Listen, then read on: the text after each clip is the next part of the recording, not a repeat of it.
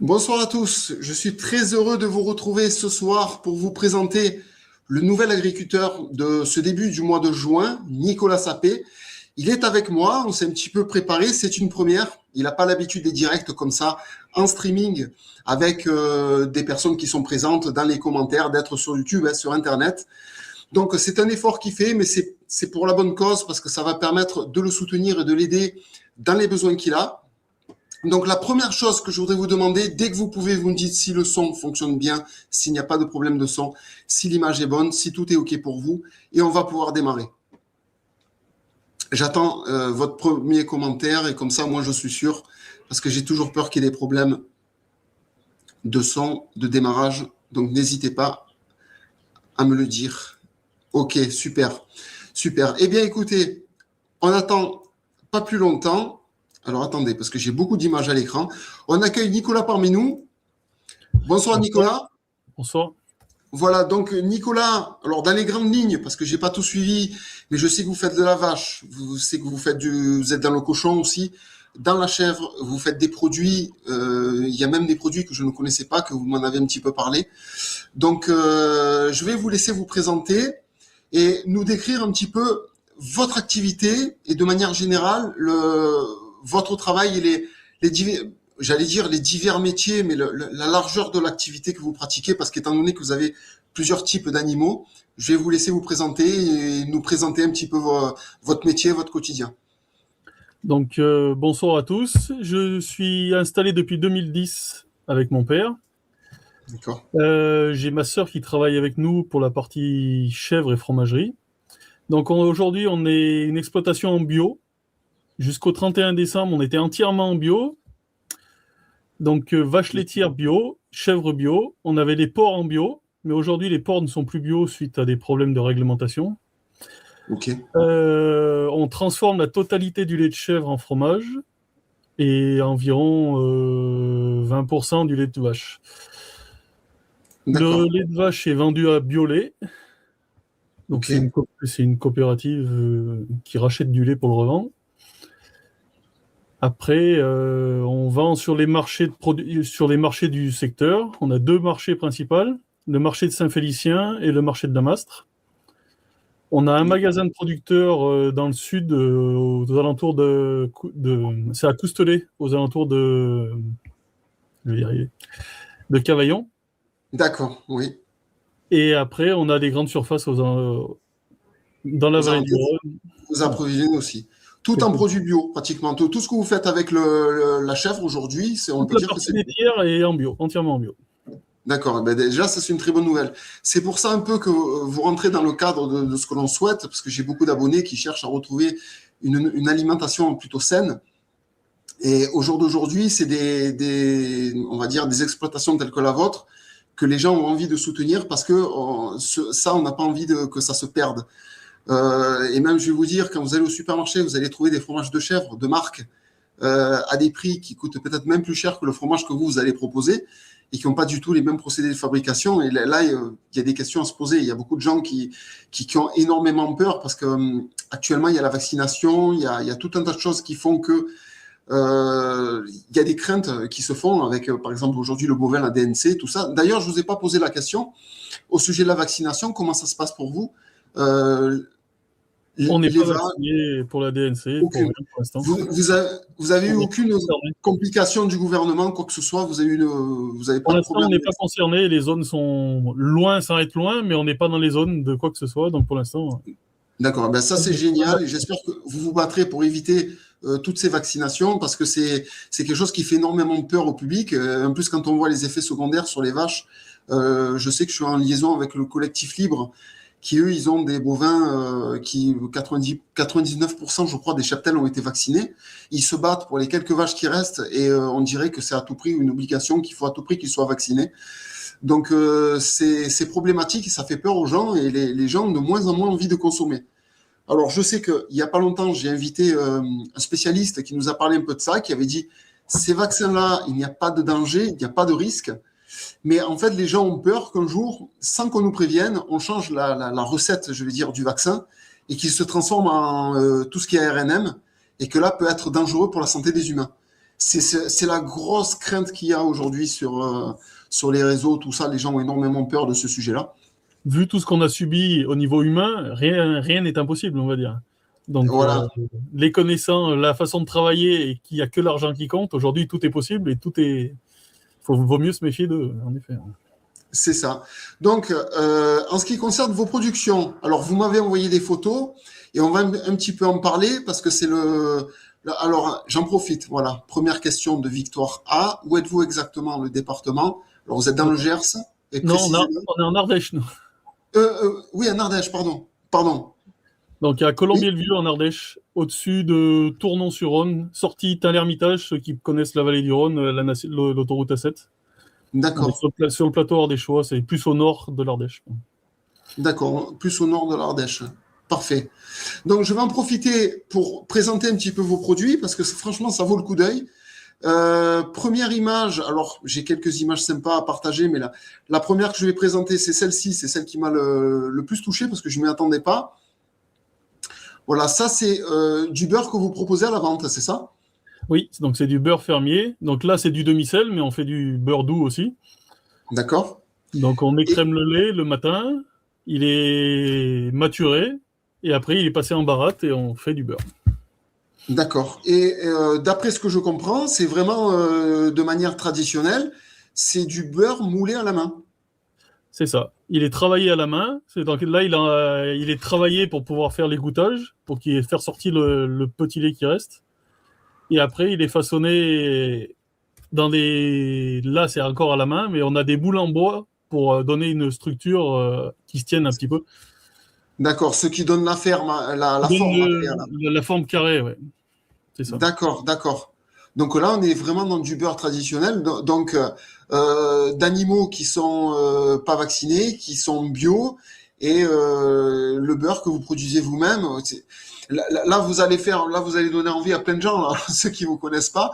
D'ailleurs, ce qui est prévu, si ça vous convient, on a un tableau en fait sur la chaîne, et on pourra vous inclure dans le tableau avec votre adresse, votre email, le téléphone et pour que les gens puissent vous contacter et savoir où c'est qu'ils peuvent acheter vos produits, les gens de votre région.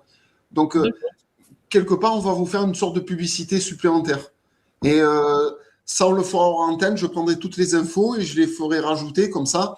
Une fois qu'on aura fini cette collecte, on pourra mettre en place justement et espérer que, s'il est possible que vous espérez avoir un peu plus de clients, pourquoi pas faire des heureux et en plus vous avoir une clientèle un peu plus aboutie. Donc j'ai une autre question qui vient d'apparaître. Faites-vous du beurre de chèvre? Je ne sais pas si c'est possible. Qu'est-ce que vous en pensez? Je pense que ça doit être possible, mais on n'en fait pas. On D'accord, n'en fait pas parce qu'on n'a déjà pas tout juste assez de lait de chèvre pour nous, pour faire les fromages. Donc on d'accord. ne fait pas de beurre de chèvre pour l'instant. Voilà, justement, parce que maintenant on va basculer sur les fromages, parce que là c'est juste le beurre, c'est une partie de ce que vous proposez. Et ensuite vous avez, alors je vais commencer avec le plateau de fromage. Je vous laisse expliquer de quoi il s'agit.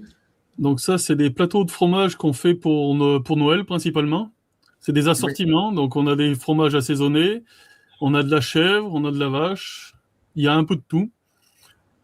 D'accord, Le rouge, c'est tomate. Derrière le vin, là, c'est du thym, il me semble. Et après, c'est diverses épices. Il y a des d'accord, fleurs, voilà. Il y a pas mal de choses. Ça change tous les ans en plus. On fait des essais, on voit ce qu'il en est. d'accord. Et je vais en profiter, vous m'avez aussi envoyé cette photo. Alors, c'est votre papa, je crois, c'est ça? C'est mon père, ouais. Ok. C'est lui qui s'occupait de la production des fromages de raclette. Donc D'accord, ça, c'est du fromage à raclette. Moi, je le mange en raclette parce que je mange bien ça comme ça. Mais ça d'accord, peut, si on le laisse affiner un peu, ça fait style un peu de tome de Savoie ou dans ces choses-là, quoi. d'accord, d'accord. Donc ça, c'est votre cave avec... et ça, c'est de la vache, hein, c'est ça, voilà, le Ça, fromage c'est à de la vache. raclette. Ok, On fait de la chèvre aussi, mais c'est plus rare. On fait de la d'accord, raclette aussi. ok. Donc ensuite, eh bien, je vais présenter un petit peu la diversité que vous proposez. Alors, il y a 3 photos que j'ai récupérées. Voilà, du coup, regardez, on en profite pour afficher les commentaires. Du coup, ça me donne faim tout ça. Vous voyez.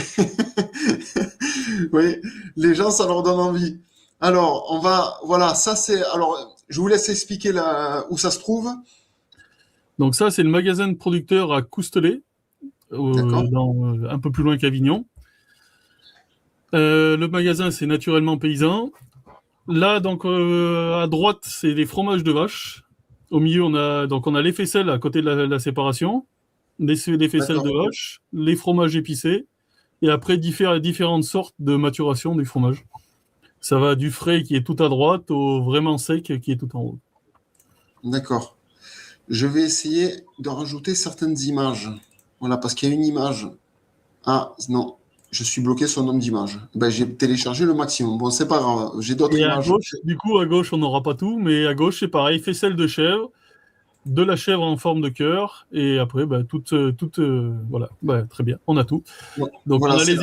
on a les épicés, on a différentes sortes de maturation, et on a des tomes surprises aussi. Donc, on fabrique des tomes avec des épices dedans. Tout, tout à gauche, c'est les faisselles, là. Les pots blancs qu'on voit sur la photo, c'est les Oui, faisselles. les faisselles. Putain, j'adore ça, c'est excellent ça. Alors là, il y a la question que vous étiez obligé de tomber dessus. Est-ce que Nicolas pratique la vente par envoi de colis? Pour Celle-là, l'instant, je c'est suis obligé assez de la rare. faire. C'est vraiment très rare. On le fait à une ou deux personnes pour des gros colis. Mais après, D'accord. on n'a pas de Et creuser réellement la question. si vous auriez des commandes groupées, est-ce que vous pensez que ça serait possible pour des colis un peu importants? Si les points d'envoi sont ensemble, oui, je pense que ça doit être jouable. Ouais, ce sera peut-être, voilà, tout est possible, ça dépend de vous en Il fait, hein, quelque faut part. étudier, et puis ça a quand même un coût qui est réel, l'envoi. Donc ça fait vite, ça rajoute vite du chiffrage à la commande, quoi.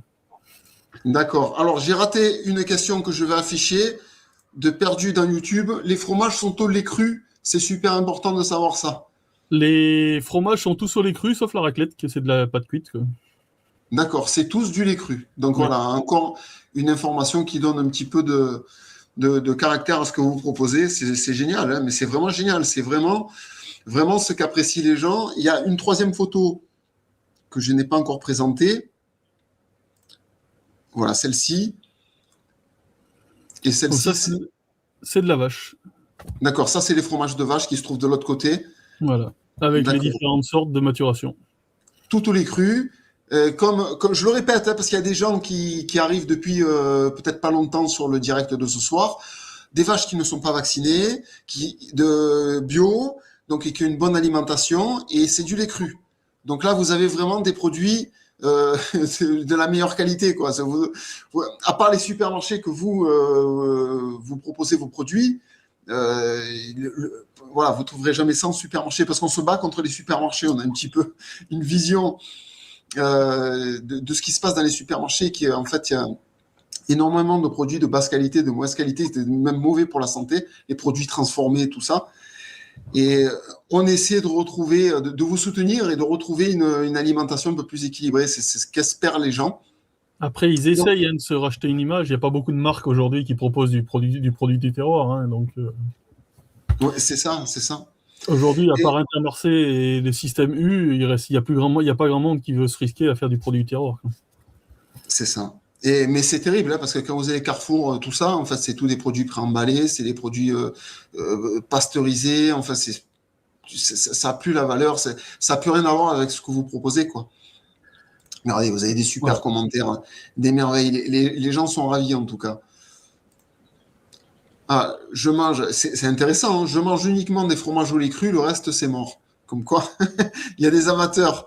Il me reste deux dernières images, on va en profiter, comme ça on aura fait le tour de la présentation d'un petit peu ce que vous avez sur les quelques images que j'ai pu avoir. Ça, c'est vos animaux dans votre domaine. Oui, donc ça, c'est nos boucs qui sont l'été, ils sont au parc avec des chèvres taries ou des chevrettes qui sont en retard. Donc là, D'accord, c'est un bouc qui n'est plus malheureusement, mais il a ok, été très productif. d'accord. Et là c'est les nouvelles recrues, on va dire. Ça, c'est la descendance, justement, parce qu'on avait que des blanches et on avait pris un bouc coloré pour avoir un peu de couleur. Donc ça, c'est de la descendance de ce bouc-là. D'accord, voilà. Alors, c'est les quelques images que j'ai eues. Je sais que sur votre cagnotte aussi, vous avez mis une image, donc on va en profiter. Alors, attendez que j'arrive à la retrouver. Parce qu'en fait, j'ai tellement de trucs à l'écran. Je l'ai perdu. Eh ben, j'ai perdu la cagnotte. Bon, on va essayer de la repartager. Donc, cette image que j'ai mise, c'est mes vaches en pâture. C'est Donc, ça. là, c'est moi qui rentrais les vaches le soir, donc j'en ai profité. Le paysage était joli, donc j'ai fait une jolie photo. C'est ça, voilà. Donc on en profite. Mais de toute façon, on va faire un petit récapitulatif de la cagnotte. Donc aujourd'hui, on démarre la cagnotte justement de Nicolas. Et c'est une cagnotte de 10 000 euros. On va en parler en fin d'émission parce qu'on a prévu un cursus. On va y arriver doucement. Et le projet de ce soir, c'est que toute personne qui n'a pas encore participé, vous pouvez miser sur la cagnotte, de donner une petite participation. Il faut savoir que le montant de la cagnotte n'est pas le montant définitif des dons qui ont été faits, parce que vous pouvez aussi me contacter sur mon adresse email agriculture.solidaire@protonmail.com pour proposer un envoi par chèque ou par virement bancaire. D'ailleurs, ce soir, je suis... Alors là, j'ai pas sorti mes notes. Oui, je l'ai là. Je suis à 240 euros de promesses de chèques et de virements bancaires. Donc 240 euros et 285 euros, en gros, pour l'instant, on est autour de 500 euros. Voilà, Luc a affiché l'intitulé, les chèques et les virements par mail à agriculture.solidaire@protonmail.com. Et pourquoi on procède comme ça, je vous l'explique aussi, Nicolas et moi, c'est parce que si jamais là, je mettrai votre adresse ou quoi que ce soit. En fait, on n'aurait aucune visibilité sur l'argent qu'on vous donnerait. Et en fait, ça passe par moi. Moi, je fais la comptabilité de tout. Je donne soit votre adresse, soit votre RIB, selon le don qu'ils veulent faire. Et à ce moment-là, les gens peuvent participer et je tiens les comptes. Et quand on arrive à 10 000 euros, on peut dire que la cagnotte est atteinte. On peut terminer. Je fais d'ailleurs une vidéo où j'annonce que la cagnotte est clôturée et qu'on va patienter pour aller à la cagnotte suivante pour le prochain projet. Tout ça. Donc, je compte sur vous toute la soirée. Les personnes qui n'ont pas fait de dons et qui souhaiteraient participer à partir de 10 euros, vous pouvez verser une petite somme sur la cagnotte de Nicolas Sapé. Donc n'hésitez pas, ça serait sympa de voir la cagnotte évoluer pendant ce direct qu'on fait ce soir. Il faut savoir qu'il a une vie très chargée, avec des emplois du temps assez conséquents. Et s'il est là ce soir, c'est un effort. Bon, c'est pour sa cagnotte, mais ils peuvent pas se permettre. Il m'a raconté un petit peu sa vie. Ils peuvent pas se permettre de regarder des films du matin au soir, de rester devant la télé. La vie d'agriculteur, d'éleveur, ça ne fonctionne pas comme ça. Voilà, il y a des gens qui m'ont répondu. Voilà, déjà, promesse de don par chèque de 15 euros. Voilà, il y a plusieurs personnes. Donc, vérifiez la boîte aux lettres. Vous allez avoir de l'argent qui va tomber assez régulièrement par chèque, par la boîte aux lettres et directement sur le compte aussi en virement bancaire. Il y en a peut-être un ou deux qui a été effectué aujourd'hui. Enfin, vous vérifierez sur les comptes. Et voilà, moi, je tiens les comptes et dès qu'on arrive à 10 000, ça sera une opération réussie et je l'espère de tout cœur parce qu'on n'a que 15 jours. La somme n'est pas très conséquente, mais le délai est assez court. Donc, on va faire le maximum, on va se battre pour ça. En tout cas, je suis content parce que vous avez été jusqu'à 125 pour l'instant pour un milieu de semaine comme ça, un jour de semaine. Voilà, il y a beaucoup de personnes, ça intéresse du monde, donc je suis très content. Ah, et une petite question qui vient d'apparaître de Victoire. Pourquoi vos cochons ne sont-ils plus classés bio ? C'est une grande question. Aujourd'hui, il faut savoir qu'on a nos voisins européens. Dans certains pays, ont de la peste porcine. La peste porcine, c'est une maladie qui n'existe pas en France, pour l'instant. Par contre, on nous impose des normes quasiment aussi draconiennes que des poulaillers industriels, ou des poulaillers tout court, même des poulaillers label. C'est-à-dire que moi, qui avais des cochons en plein air dans des parcs, donc le problème, c'est que l'Ardèche, on ne peut pas avoir des parcs plats, tout nickel. Donc aujourd'hui, ils nous demanderaient des clôtures enterrées, des grillages enterrés. Vu que j'étais éleveur et naisseur, donc il me faudrait 3 clôtures. Un fil extérieur, un grillage enterré et un fil intérieur.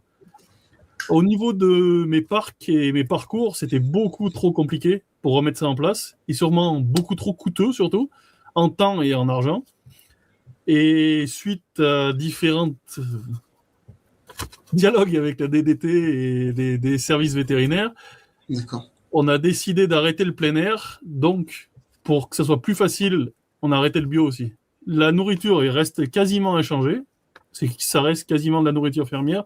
Pour l'instant, on n'a rien changé et ils continuent à manger pareil. sauf qu'on n'a plus le label bio. D'accord. Mais c'est Donc vraiment voilà, une histoire de loi, en fait, tout simplement, qui pour moi n'était pas applicable et qui réellement aujourd'hui n'a pas à être appliquée en France vu qu'on est indemne de cette maladie, quoi. alors il y a des questions un peu pointues qui débarquent. J'en profite pour les afficher, après on continuera. Bonsoir Nicolas, quel est ton statut sanitaire par rapport à la FCO? On n'a pas eu la FCO. 2025, on n'a pas eu de passage de FCO. D'accord. Eh ben, c'est déjà une chance, heureusement. Oui, oui, ça a fait beaucoup de mal en 2024, un peu de partout en France, mais 2025 a été quand même assez calme au niveau de la FCO, donc pour l'instant, Eh ben, c'est très bien, mais c'est une garantie de plus que là, on a des élevages qui sont sains, ça devient de plus en plus rare, mais ça fait plaisir de voir qu'il y a encore des élevages où il n'y a pas ces obligations, il y a pas tous ces problèmes. Donc, je voudrais enchaîner avec la suite qu'on avait prévue, c'est-à-dire expliquer aux gens quelle est aujourd'hui la vie d'un agriculteur, quel est le quotidien, quels sont ses soucis, quelle est la difficulté, qu'est-ce qui fait que, en finalité, la situation est de plus en plus tendue et qu'on en arrive, parce que vous êtes aujourd'hui, je crois, 300-350 000. Il y a des, alors qu'il y en avait, je crois que rien qu'il y a 10 ans, il y en avait beaucoup plus du double, je crois. J'ai pas les chiffres, mais je sais que ça s'est écroulé ces dernières années, en 20 ans, depuis les années 2000 jusqu'à aujourd'hui. Ça s'est vraiment écroulé. Je crois que même avant les années 2000, il y avait, je sais pas si je dis pas de bêtises, j'ai pas les chiffres, mais presque 1 million d'agriculteurs, et aujourd'hui, il y en a plus qu'un tiers de tout ce chiffre. et malheureusement, c'est pas fini. Au jour d'aujourd'hui, l'agriculture française, c'est très compliqué, vraiment très très compliqué financièrement, économiquement, c'est-à-dire au niveau des ventes, et psychologiquement, ça le devient aussi de plus en plus dur. Faut savoir qu'on est quand même surchargé de papiers et de normes pour rien faire. De la part de l'État, pour moi, mon ressenti personnel, c'est qu'ils ont absolument aucune confiance en nous. Ils cherchent à nous fliquer du matin au soir parce qu'ils veulent absolument avoir la main sur nous et sur tout ce qu'on fait pour être sûr de tout gérer. Donc aujourd'hui, l'agriculture, c'est chez nous en tout cas, c'est 2 traites matin, 2 traites soir, une traite de chèvre, une traite de vache matin et soir. Quasiment toute l'année en chèvre. Cette année, on n'a pas de tari, donc on a réussi à faire des lots et à avoir du lait de chèvre toute l'année. Donc c'est minimum 700 traites chèvres et vaches par an. Après, il y a l'alimentation qui prend au moins 1 heure par jour tous les jours. Pour les vaches laitières, les chèvres, c'est du foin, donc c'est plus rapide à faire, mais il faut quand même le faire, vu que c'est fait à la main, c'est distribué à la main. Et après, il y a tous les soins, l'hiver, c'est plus les soins aux animaux qui sont autour du bâtiment, dans les bâtiments, c'est-à-dire leur donner à manger, à boire, voir que tout le monde va bien, les pailler, les nettoyer. Et l'été, c'est beaucoup de travaux au champ, parce qu'on essaye de produire un maximum d'alimentation sur la ferme. Sinon, ça passerait pas financièrement. Il faut produire le plus possible pour éviter d'acheter. Donc, on produit aujourd'hui, toutes nos luzernes sont pour les chèvres principalement en foin. Donc là, principalement, comme je fais moi, c'est qu'on ensile toutes nos luzernes avec les prairies permanentes et les prairies temporaires pour les vaches laitières. Donc au mois de mai, début mai, on coupe tout. Tout ce qui est coupable, on coupe. On fait des silos pour nourrir les vaches laitières. Donc moi, les vaches laitières sont nourries à plus de 60%, 70% d'herbe, un tout petit peu de maïs en silage, et après c'est de la céréale. D'accord. Les secondes coupes de luzerne et de regain de prairie, si on a de la chance, comme cette année, d'avoir une année assez pluvieuse, c'est tout 100% pour les chèvres. Et après, il nous reste les parcelles qui n'étaient pas fauchables pour ensiler, qui ont fait du foin pour les génisses, donc pour les renouvellements des vaches laitières. À ça, on essaye, donc là maintenant, là, aujourd'hui j'étais en plein semis de maïs, donc j'ai commencé mes semis de maïs, vu qu'il faisait... J'ai préféré attendre qu'il fasse suffisamment chaud pour qu'il sorte plus vite. Et derrière, on va attaquer les deuxièmes coupes de luzerne, et dans 3 semaines maximum, on attaque les moissons de céréales pour les bêtes. D'accord. J'en profite pour afficher des questions. Alors, je ne sais pas trop, Nicolas a fini son foin. Non, en foin, vous arrivez à être un petit peu autonome ou vous êtes obligé de... En foin, on est autonome depuis 2-3 ans parce qu'on a eu 2 belles années de suite. Mais sinon, depuis notre passage en bio, ça a été une catastrophe. On est passé en bio il y a un peu plus de 10 ans maintenant. Le passage en bio était très compliqué. On a perdu beaucoup de rendement, beaucoup de stock, on n'avait plus rien. On a pris 3 années de sécheresse consécutives, il a fallu acheter énormément de marchandises, mais vraiment énormément. Donc la réponse à la question, c'est, je pense, qu'est-ce que j'ai fini mes foins cette année? Non, pas encore. J'en ai fait une bonne partie, mais j'ai pas fini. Il me reste vraiment les bricoles à finir. D'accord. Et après, on va attaquer les secondes coupes. Là, les luzernes sont prêtes la semaine prochaine, donc on va attaquer les secondes coupes de luzerne. D'accord. Et par rapport à ce que vous venez de dire, il y a une question qui a été posée. Vous devez déjà avoir de la sécheresse. Non, vous avez eu que 2-3 années, je crois. Oh, on a de la chance ces dernières années, mais oui, sécheresse, ça va avec l'Ardèche. C'est indifférenciable sur le principe. À Eh partir oui. du 15 juin, chez nous, c'est cramé. Donc, Eh oui. une bonne Alors, année de pâture, c'est quand on arrive à dépasser les 2 mois de pâturage, c'est une très bonne année de pâture pour les vaches. alors, je vais répéter parce qu'en fait, ça n'arrête pas de ressortir dans le chat. Donc, je raffiche la question. On va répondre à cette question qui a déjà été posée, mais qu'il va falloir redonner une réponse. A-t-il été vacciné pour la FCO qui a été presque obligatoire? Ça n'a pas été obligatoire, on n'avait pas vacciné. Voilà. Donc, son élevage n'est pas vacciné FCO. Je vous ai prévenu, hein, je dis les gens sont tétanisés par la vaccination, mais autant humaine qu'animale. On considère qu'aujourd'hui, le gouvernement, en fait, essaie de nous jouer des tours. Et il y a une sorte de peur qui s'est installée avec ça. Donc, je vous dis, hein, même pour les clients, tout ça, tant que vous pouvez échapper à ces obligations, faites-le au maximum parce qu'on a vraiment l'impression que c'est délétère pour la santé et qu'ils sont en train de déglinguer les animaux, en fait, avec certains vaccins. D'ailleurs, là, il est même sorti des vaccins pour information. Hein, ça a été confirmé par un spécialiste, Jean-Marc Sabatier, je ne sais pas si vous le connaissez, je l'ai reçu il y a quelques jours, et qui nous a confirmé que pour les animaux de compagnie, les chats, les chiens, les chats par exemple, et bien maintenant, il faisait des vaccins ARNM avec d'autres virus, 3 virus supplémentaires ajoutés à de l'ARNM. Et il nous expliquait que ça, c'était complètement détonnant. Et là, on parle d'animaux de compagnie. On parle de ceux qu'on veut prendre le plus de soins, ceux qu'on veut qu'ils aient une longue vie, la plus longue possible. Eh bien, en fait, ces virus créent des mutations et peuvent, au contraire, plus être délétères pour l'animal que s'il n'était pas vacciné. Et c'est le directeur des recherches du CNRS qui vous dit ça. D'accord. C'est pas n'importe qui. Donc, et les gens sont en folie. Déjà l'ARNM standard, ça a été problématique, mais là il y a l'ARNM auto-amplifiant qui va ressortir. Et cet ARNM là, il suffit qu'il y ait une seule dose qui rentre dans le corps d'un humain un jour pour que le corps soit déglingué à vie. Et ça, c'est vraiment quelque chose. Et les gens sont hyper avertis. Là, on a autour de nous que des gens qui sont avertis sur ce sujet. Et ils sont vraiment centrés, c'est pour ça, hein, la FCO qui ressort, ou que ce soit, il n'y a pas eu de DNC, il n'y a pas eu de FCO, je répète, c'est la chance qu'il a. Il y a encore des élevages, comme ça a été le cas il n'y a pas si longtemps que ça. Il y a un éleveur, Michael, que les gens doivent se rappeler, que nous avons aidé. Aucun vaccin, aucune obligation. Donc ces vaches n'étaient pas, il avait une centaine de vaches, elles n'étaient pas vaccinées. Donc il y a encore des cheptels en France qui ne sont pas vaccinés. Et que si vous consommez de la viande de vache, si vous connaissez bien votre boucher, la provenance, il est possible encore de manger de la viande qui n'est pas vaccinée. Voilà. Donc, pour les fromages du Nicolas et le beurre, vous pouvez faire confiance parce que il y a des risques aussi dans le beurre quand c'est vacciné. C'est ça qui est terrible. Dans tout ce qui est produit, le lait, tout ça, il y a des risques partout. Donc, vous pouvez faire confiance. Pour l'instant, Nicolas, aucun problème de ce côté-là. Et voilà. Donc, on a fait le point sur votre activité. Ce que je voulais rappeler, vous m'aviez parlé brièvement du cochon, une histoire de tarif. Vous étiez en bio, mais finalement, vous faites plus du bio parce que c'est moins rentable que le standard. Je ne sais plus qu'on appelle ça. C'est valable pour à peu près tout ce que je produis, malheureusement. Le porc bio, enfin le porc tout court, en fait, au jour d'aujourd'hui, chez moi, du moins, il reste, une fois tout compris, il reste vraiment plus rien, quasiment plus rien. Donc on est en train d'essayer de se décider. C'est très compliqué à se décider parce qu'on a vraiment le débouché pour continuer à vendre de la viande de porc bio, enfin la viande de porc tout court, élevée dans des conditions correctes.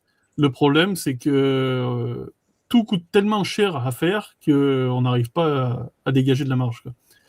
Aujourd'hui, sur un cochon, il va nous rester entre 120 et 150, 200 euros sur les meilleurs cochons pour payer la nourriture, quoi. C'est ça. Et donc, en fait, il reste vraiment que dalle, quoi. Donc, le prix, c'est ça qui est intéressant. Le prix général vis-à-vis d'un cochon, il passe à l'abattoir. Déjà, le prix de l'abattoir pour un cochon. Abattoir découpe sur des jolis cochons de 120 à 130 kilos, c'est minimum aux alentours de 1000 euros par cochon. Voilà, 1000 euros par cochon. Ensuite, une fois que c'est récupéré, euh, comment ça se passe le cursus après? Parce que finalement, il vous reste pas grand-chose. Et ça couvre. En fait, le but, ça serait de pouvoir vendre le cochon, de récupérer une monnaie, déduire l'alimentation qui a été donnée, l'abattage, et après, l'argent restant, ça serait votre salaire quelque part. Ouais, Mais on en est loin. voilà, c'est ça que j'aimerais savoir. Donnez-nous un descriptif Nous, pour montrer aux gens. on tue 2 cochons tous les 15 jours. On va partir sur 2 cochons, ce sera plus simple. Voilà, Là, 2 cochons tous les 15 jours, ça nous coûte à 100 et quelques euros près, c'est entre 1700 et 1900 euros de découpe, voilà. en fonction du poids. Parce que ça varie vraiment, c'est au kilo en fait, donc c'est en fonction du poids. Sur les plus gros cochons, on arrive à plus de 2000 euros de facture, rien que d'abattage et de découpe. Et il y a grosso modo 2300 à 2500 euros de viande vendue. Vendu. Donc il Pour reste deux cochons. pour 2 cochons. Et sur ces, admettons, allez, soyons larges, 2500, alors ça va coûter, faisons simple, 2000 euros d'abattage pour des cochons un peu gros, 2500 euros de viande vendue, donc il y a une recette de 500 euros entre l'abattage et l'argent qui rentre de la viande qui est vendue. C'est ça. À Et ça, il faut déduire donc la nourriture parce que nous, c'est des cochons qui ont au minimum 9 mois, voire un an, parce qu'on veut pas les pousser trop haut. Et une viande qui est trop jeune, c'est une viande blanche, c'est une viande qui va couler, qui va rendre beaucoup d'eau et qui sera pas bonne. Enfin, pas bonne. Si, elle sera bonne, mais elle aura moins de goût, si vous voulez. Moi, c'est de la viande de porc qu'on a, c'est plus de la viande rouge que de la viande blanche, quoi. Au jour d'aujourd'hui, vu que c'est des porcs qui sont quand même relativement âgés par rapport aux porcs industriels, un porc oui, industriel, ça doit être aux alentours de maximum 6 mois. Là, nous, on est presque sur le double. Et même sur certains cochons qui ont dû cette année, parce que c'est en fonction des naissances, en fait. Nous, on a notre débouché. Et si on a plus de naissances, eh ben, on mettra plus longtemps à les tuer, donc ils seront plus vieux. Mais on tourne aux alentours d'un an pour faire un cochon. d'accord. Et donc, sur ces 500 euros qui restent, pour deux cochons, combien vous évaluez la nourriture à peu près? Combien ça vous coûterait comme ça? Là, tout de tête, il faut que je trouve une calculette. Mais on donne minimum 2 kilos par cochon par jour. Donc sur un an, ça fait 700 kilos. 700 kilos à 500 et quelques euros tonnes, presque 600 euros tonnes. Donc ça fait 300, un peu plus de 350 euros d'alimentation. Voilà. 300 euros sur. D'accord. Donc pour deux cochons, on va dire, eh ben, ça fait, allez, on va dire, ça fait, Il faut compter 500-600 euros d'alimentation pour 2 cochons, quoi. d'accord, c'est 300 pour un cochon. Oui, à Donc peu près. ça fait 500 euros pour deux cochons. Ouais, à peu près. Ouais. Donc Donc, là-dessus, on arrive ça, c'est si on achetait de l'aliment. Donc là, si on n'achète que de l'aliment bio, comme on faisait jusqu'à maintenant, pour engraisser des cochons, il reste rien. Sachant qu'on donne quand même de l'aliment fermier, une très grosse partie, tant qu'on a de l'aliment fermier, en fait, donc de la céréale fermière, tant qu'on a de la céréale, ça nous coûte quand même moins cher que si on achetait, vu que c'est nous qu'on la produit. Donc c'est là-dessus que ça reste un petit peu de la marge, mais ça fait pas le même effet, ça fait pas le même travail que de l'aliment porc, quoi. donc Une vous êtes alimentation obligé de fermière, produire la céréale aussi. tant qu'on peut, on produit de la céréale. Oui.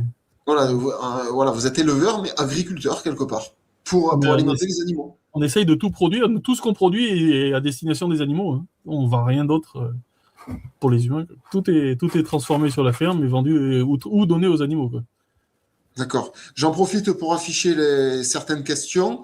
Abattage à la ferme envisageable. Est-ce que c'est quelque chose de possible ou strictement impossible? C'est même pas intéressant d'abattre à la ferme. Par contre, découper à la ferme, économiquement, ça serait plus qu'intéressant, sauf que c'est des investissements énormes qui sont pas possibles pour l'instant. D'accord. L'abattage, c'est un petit abattoir qu'on a à côté de chez nous. Les conditions sont correctes. Les animaux, moi, ils voyagent entre 25 et 30 minutes. Donc, c'est largement tranquille au niveau conditions de transport, c'est très bien.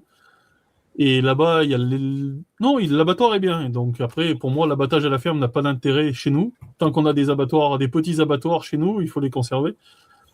Et après, la découpe coûte extrêmement cher. C'est ça, c'est ça. Mais en fait, alors, si on regarde bien, pour 2 cochons, donc ça va vous coûter 500 euros de nourriture. Donc, tout votre travail, il est passé dans la nourriture et dans l'abattage.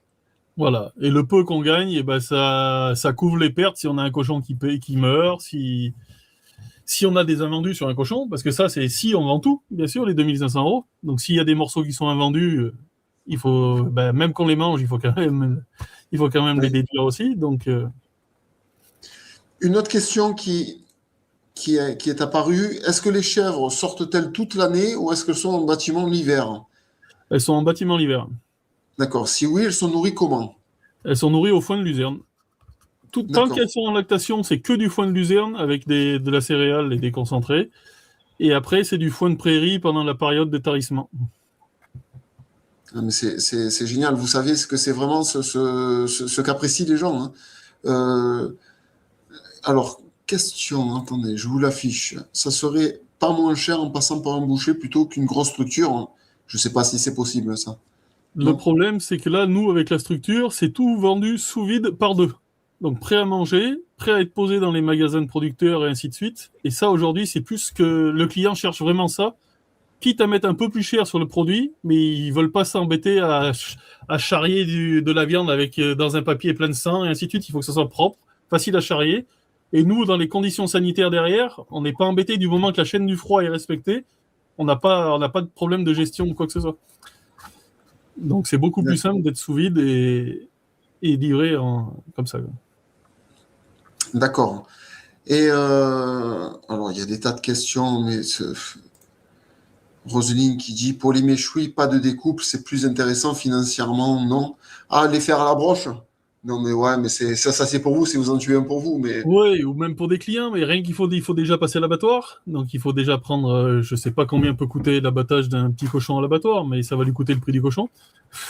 Et après, il faut qu'il aille le chercher parce que nous, on ne peut pas aller le chercher pour lui. Donc ouais. C'est que des cochons jeunes qu'on fait en michoui. C'est pas des cochons de plus de 40 kilos, ça passe pas. Ou après, c'est que sur des gros événements, quoi. c'est ça, il faut que ce soit des petits cochons en fait. Ouais.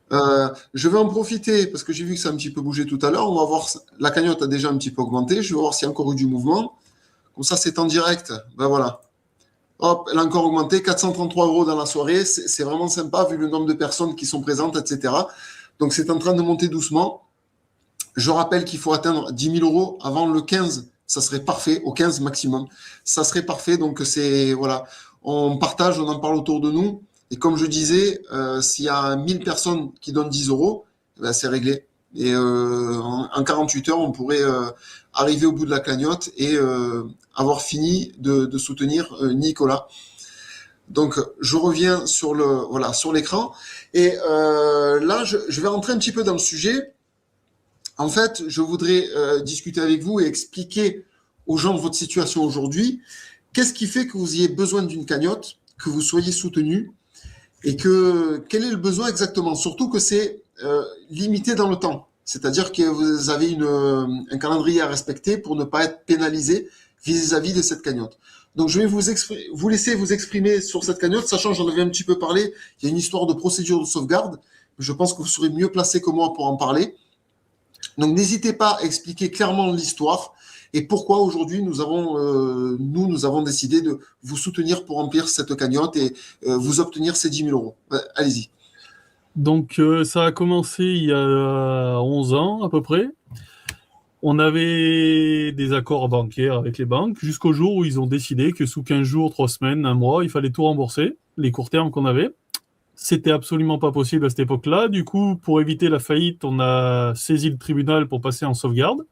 Donc c'est une procédure de sauvegarde, c'est une liquidation judiciaire mais volontaire. C'est-à-dire qu'elle nous protège le temps de rembourser la dette. Donc on prend les dettes globales, on les gèle sur la période qui sera décidée. Donc nous, ça a été décidé sur 10 ans. On a gelé les dettes et étalé ça sur 10 ans au niveau du tribunal. Tous les ans, on avait donc 10% de la dette, ça correspondait à 15 000 euros, à régler. Aujourd'hui, on est en dernière année et dans le dernier mois. C'est la dernière échéance à régler. Du coup, on a réglé 5 000 euros sur les 15 000. Il nous reste 10 000 euros. Et là, vu les conjonctures et les coûts des intrants, des gasoils et ainsi de suite, j'arrive pas à les trouver dans les délais impartis. C'est pour ça que je fais appel à vous. Donc là, Et le solde de la procédure de sauvegarde, ça permettra, donc il y a des délais bien sûr, même si on récolte tout est réglé avant la fin du mois, il va falloir que, avec l'été qui arrive, je pense que d'ici le mois de septembre, ça devrait être réglé, du moins j'espère. oui, Ça va me permettre de redevenir une entreprise normale, et même moi personnellement, de redevenir quelqu'un de normal, c'est-à-dire normal aux yeux des banques. Aujourd'hui, quand on est en sauvegarde, on a le droit à rien. Mais rien du tout. C'est-à-dire que pas de droit de découvert. Il a fallu qu'on se batte pendant des années pour avoir un chéquier, pour pouvoir chéquier professionnel, bien sûr. Et ça ouvre vraiment aucune porte. Tout est fermé et verrouillé. Et dès qu'on va voir des banquiers ou quoi que ce soit, c'est tout fermé. On peut rien faire. Là, ça permettra quand même de redonner, entre guillemets, de la confiance aux banques et d'ouvrir les portes à nouveau pour redevenir une exploitation normale, c'est-à-dire à devoir emprunter pour acheter du matériel au lieu de faire du leasing qui nous coûte 10%. Par exemple, on va emprunter pour pouvoir emprunter à 4,5% au lieu de 10%. Rien que ça fait une économie tous les jours ou tous les mois qui n'est pas négligeable. Ça permettra en cas de coup dur, de faire un prêt court terme. Ça permettra en fait de gérer son exploitation différemment, ou alors différemment, non, comme tous nos voisins autour. C'est-à-dire que quand il y a vraiment besoin, on peut aller taper aux portes des banques et ils nous écouteront. voilà. Et personnellement, ça me permettra enfin, depuis 16 ans maintenant que je suis installé, d'espérer pouvoir faire une maison, parce qu'aujourd'hui, malgré qu'on a aménagé, on habite en mobil-home, c'est-à-dire qu'on est à 5 dans un mobil-home et demi, parce qu'on a fait une grande pièce à vivre. Donc, voilà, on n'est pas non plus 3 plaintes, mais on n'a pas une vraie maison. C'est-à-dire qu'on vit dans une cabane, grosso modo. Les enfants sont très bien, ils ont leur chambre, tout va très bien, il n'y a pas de souci là-dessus, mais voilà, c'est pas des conditions qu'il faut que ça dure. Ça dure depuis 7 ans, mais il faut pas que ça dure plus longtemps. Et oui, c'est ça. C'est un petit peu ce qui m'avait, moi, incité à vous aider. C'est parce que là, on sort du cadre habituel, parce qu'habituellement, on rencontre des agriculteurs qui sont endettés, qui ont des découverts, qui sont prêts à la gorge. Les banques ne veulent plus les soutenir parce qu'ils sont interdits bancaires, ils sont à la limite du banqueroute. Et là, nous les aidons parce que s'ils ne trouvent pas les fonds nécessaires pour rétablir un petit peu la situation, et ben c'est des entreprises qui passent en liquidation. Et là, vous, c'est un petit peu différent. Moi, ce qui m'a beaucoup touché, je vais en profiter pour vous afficher, c'est la seule photo que vous aviez, mais je vais la présenter. Vous êtes une famille de 5 personnes, donc en couple avec 3 enfants. Donc une petite fille toute jeune, j'ai l'impression, hein, je ne sais pas quel âge elle a. Elle a 6 ans. 6 ans, voilà, avec des enfants peut-être ados, un peu plus grands. Donc mon Et aîné à gauche, il aura 16 ans au mois d'octobre. Il est en bac pro agricole. d'accord. Il souhaiterait bien continuer la ferme. À droite, c'est mon deuxième, il a 13 ans. Et la dernière, c'est ma fille, elle a 6 ans. Voilà. Et votre compagne à côté. C'est ça. Bah, super, une belle petite famille. Et moi, ce qui m'a touché, le premier point qui m'a touché, mais en fait, c'est plus grave que ça. Mais moi, bon, je suis un idéaliste, comme beaucoup me disent. C'est quand vous m'avez annoncé que vous vivez en mobil-home et que parce que vous n'avez pas ces 10 000 euros, moi j'ai vu les choses simples, hein, pour cette procédure de sauvegarde qui fait que tout est bloqué. C'est-à-dire que si demain, pour X raison, votre affaire fonctionne et que vous voulez faire un crédit pour financer la construction d'une maison, vous ne pouvez pas le faire parce que sur le plan bancaire, vous êtes complètement bloqué. Donc, quelque part, si on ne trouve pas ces 10 000 euros pour débloquer la situation du plan de sauvegarde, eh bien, Monsieur Sapé est condamné à vivre dans un mobil-home. Et moi, c'est ce qui m'avait touché, sachant une famille de 5 personnes qui vit dans un mobil-home et qui produit de la nourriture pour nourrir les Français. Ça, c'est quelque chose qui m'a réellement touché et que je me suis dit, voilà, c'est parce qu'on sélectionne énormément. Il faut pas croire, vous êtes là aujourd'hui avec moi, et on fait très attention au cas par cas. Il y a des gens que j'ai refusés parce que ça ne correspondait pas. Parce que malheureusement, ce que nous faisons, ça dépend des gens, des donations. Et si vous ne vous inscrivez pas dans un contexte qui convient aux gens, il n'y aura peut-être pas les donations voulues et il n'y aura pas le résultat voulu. Par exemple, il n'y a pas longtemps de ça, il y a un agriculteur qui fait du blé. Alors, il fait du blé industriel. Il m'a contacté, il était en difficulté, il m'a dit, est-ce que vous pouvez pas me donner un coup de main? Je dis, mais je suis désolé, je peux rien faire pour vous parce qu'à part la case sentiment, parce que vous êtes en difficulté et que les gens, ça va les toucher, vont vouloir vous aider. À part ça, c'est malheureux, mais vous ne correspondez à absolument aucun critère qui fait que les gens ont envie de vous soutenir et de pousser votre entreprise. Je sais, au jour d'aujourd'hui, on est sur 10 000 euros pour un plan de sauvegarde, mais si vous auriez eu, parce que vous êtes en difficulté, en limite de la liquidation de quoi que ce soit, et que c'était un problème de découvert, on aurait peut-être pu créer une cagnotte plus importante, comme ça a été le cas pour d'autres agriculteurs, pour soutenir, parce que vous proposez quelque chose qui est directement pour la population, et c'est ce qu'on veut défendre. On veut que ça s'arrête, que les petites entreprises comme vous, elles disparaissent les unes derrière les autres. Nous, on veut stopper ça, on veut vous soutenir.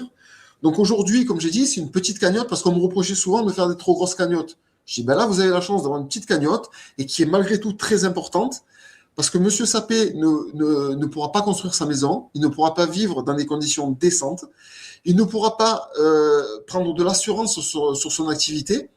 C'est-à-dire que s'il n'atteint pas cette cagnotte, et si demain il peut pas aller dans les découverts, donc je sais pas, je sais que le découvert autorisé jusqu'à une certaine mesure, c'est un petit peu de souplesse, ça vous permet de taper un peu dedans, le temps que ça revienne, ça vous permet de jouer. Que là, il n'a plus tout ça, il est à la limite de cette liquidation.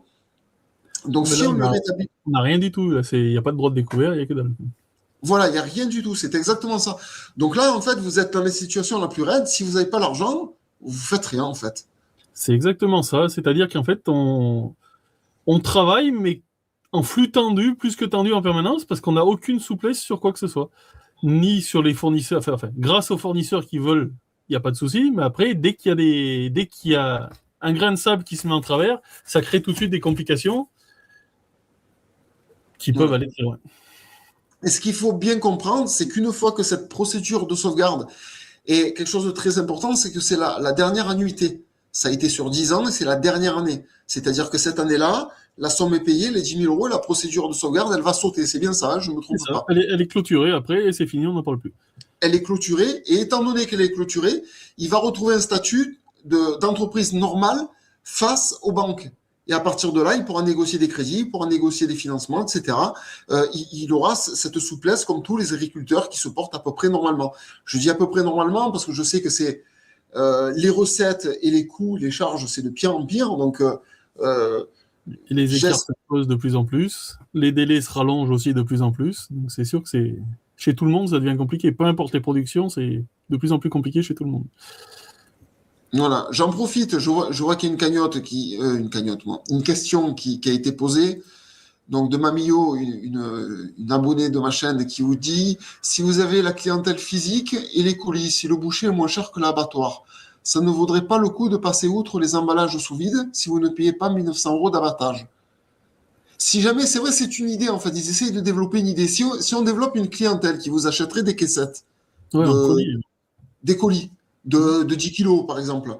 Le fait de passer par un boucher qui vous ferait peut-être un prix plus intéressant, et que finalement, vous arriveriez, alors sur quelques cochons, par exemple, pas sur la totalité, mais d'essayer de générer un petit nombre dans l'année qui permettrait de passer un petit peu par un cursus comme cette idée-là, et de générer peut-être une petite recette et de faire des colis directement aux particuliers. Est-ce que vous pensez pas que est-ce que c'est une bonne idée, vous pensez, ou... C'est une idée qui sera plus économique, certainement. Après, on a quand même le débouché pour ce genre de transformation. Pour la transformation sous vide, parce que nos clients attendent la marchandise. Au jour d'aujourd'hui, les rayons du magasin de producteurs, ils sont plus souvent vides que pleins. Le problème, c'est que si on augmente encore les tarifs, ce qui serait la solution, au jour d'aujourd'hui, on peut encore augmenter les tarifs, mais est-ce qu'on aura toujours les clients pour acheter derrière? C'est une grande question. Après, il faut quand même se mettre aussi à la place des gens, c'est qu'on ne peut pas augmenter les prix indéfiniment et que tout le monde a besoin de vivre aussi. Donc, certes, c'est compliqué, mais je ne sais pas. Combien vous vendez comment ça marche? C'est au kilo? Comment ça fonctionne quand vous vendez la viande? Au kilo en fonction de ce qu'on fait. D'accord. Là, en plus, j'ai pas assez préparé mon truc parce que j'étais un peu à la bourre partout, mais on a des grilles et en fonction des coûts, en fait, de ce qu'on leur demande, on a des prix de vente en face. D'accord. Donc, je rappelle à tout le monde que ce soir, ce direct que nous faisons, ça fait maintenant 50 minutes qu'on est en ligne et qu'on est en train de papoter, limite on boit le café. C'est exceptionnel pour Nicolas. Il prend sur son temps pour être disponible, pour présenter, pour parler de sa cagnotte parce que c'est très important. Et son activité fait que normalement, je sais, il n'y a pas plus tard que peut-être 15 jours en arrière, on avait un agriculteur. Je l'ai interviewé, il était dans son tracteur. Euh, En train de travailler. C'est un truc de dingue. Là, on a réussi les à réseaux avoir. sont trop mauvais chez nous pour faire ça. C'est ça. On a réussi à avoir ce timing pour pouvoir faire cette vidéo. Et c'est une première. J'espère que ça plaira aux abonnés. C'est la première fois que je présente l'éleveur dont nous allons prendre en charge la cagnotte. Le premier jour du départ de sa cagnotte. Il est présenté, ils ont un visuel, ils vous voient, ils connaissent votre histoire, ils découvrent un peu la situation, ce qu'il en est avec vos propres explications. Je rappelle avant tout que le dossier de Nicolas est passé entre les mains de Jean-Marc, qu'il a regardé ce dossier, qui m'a fait un retour favorable, et que c'est pour ça que tout s'est mis en place derrière, qu'aujourd'hui nous en sommes là. Ce n'est pas quelque chose de hasardeux, où nous prenons quelqu'un où nous ne sommes pas du tout, non. C'est qu'il y a un espoir avec son exploitation, il y a une possibilité de vivre décemment de son travail. Pour ça, il a besoin aujourd'hui de ce petit coup de pouce. Et c'est pour ça que c'est très important de réunir cette somme d'argent de 10 000 euros, non pas pour remplir les découvertes, pour le soulager sur ses finances, malgré qu'il en aurait peut-être besoin, mais surtout pour supprimer cette procédure de sauvegarde, que si ce n'est pas fait, son entreprise se retrouverait en liquidation. Et je crois que c'est à la fin du mois, c'est ça, la date butoir? C'est ça, c'est fin juin. Après, on a peut-être 10 jours de marge parce qu'avec l'été qui arrive, c'est jouable peut-être 10 jours jusqu'au 10 juillet. Mais là, la priorité absolue, c'est sûr que c'est ça. Au jour d'aujourd'hui, moi, la priorité, c'est régler cette chose-là pour qu'on puisse continuer à travailler le reste de l'année, quoi.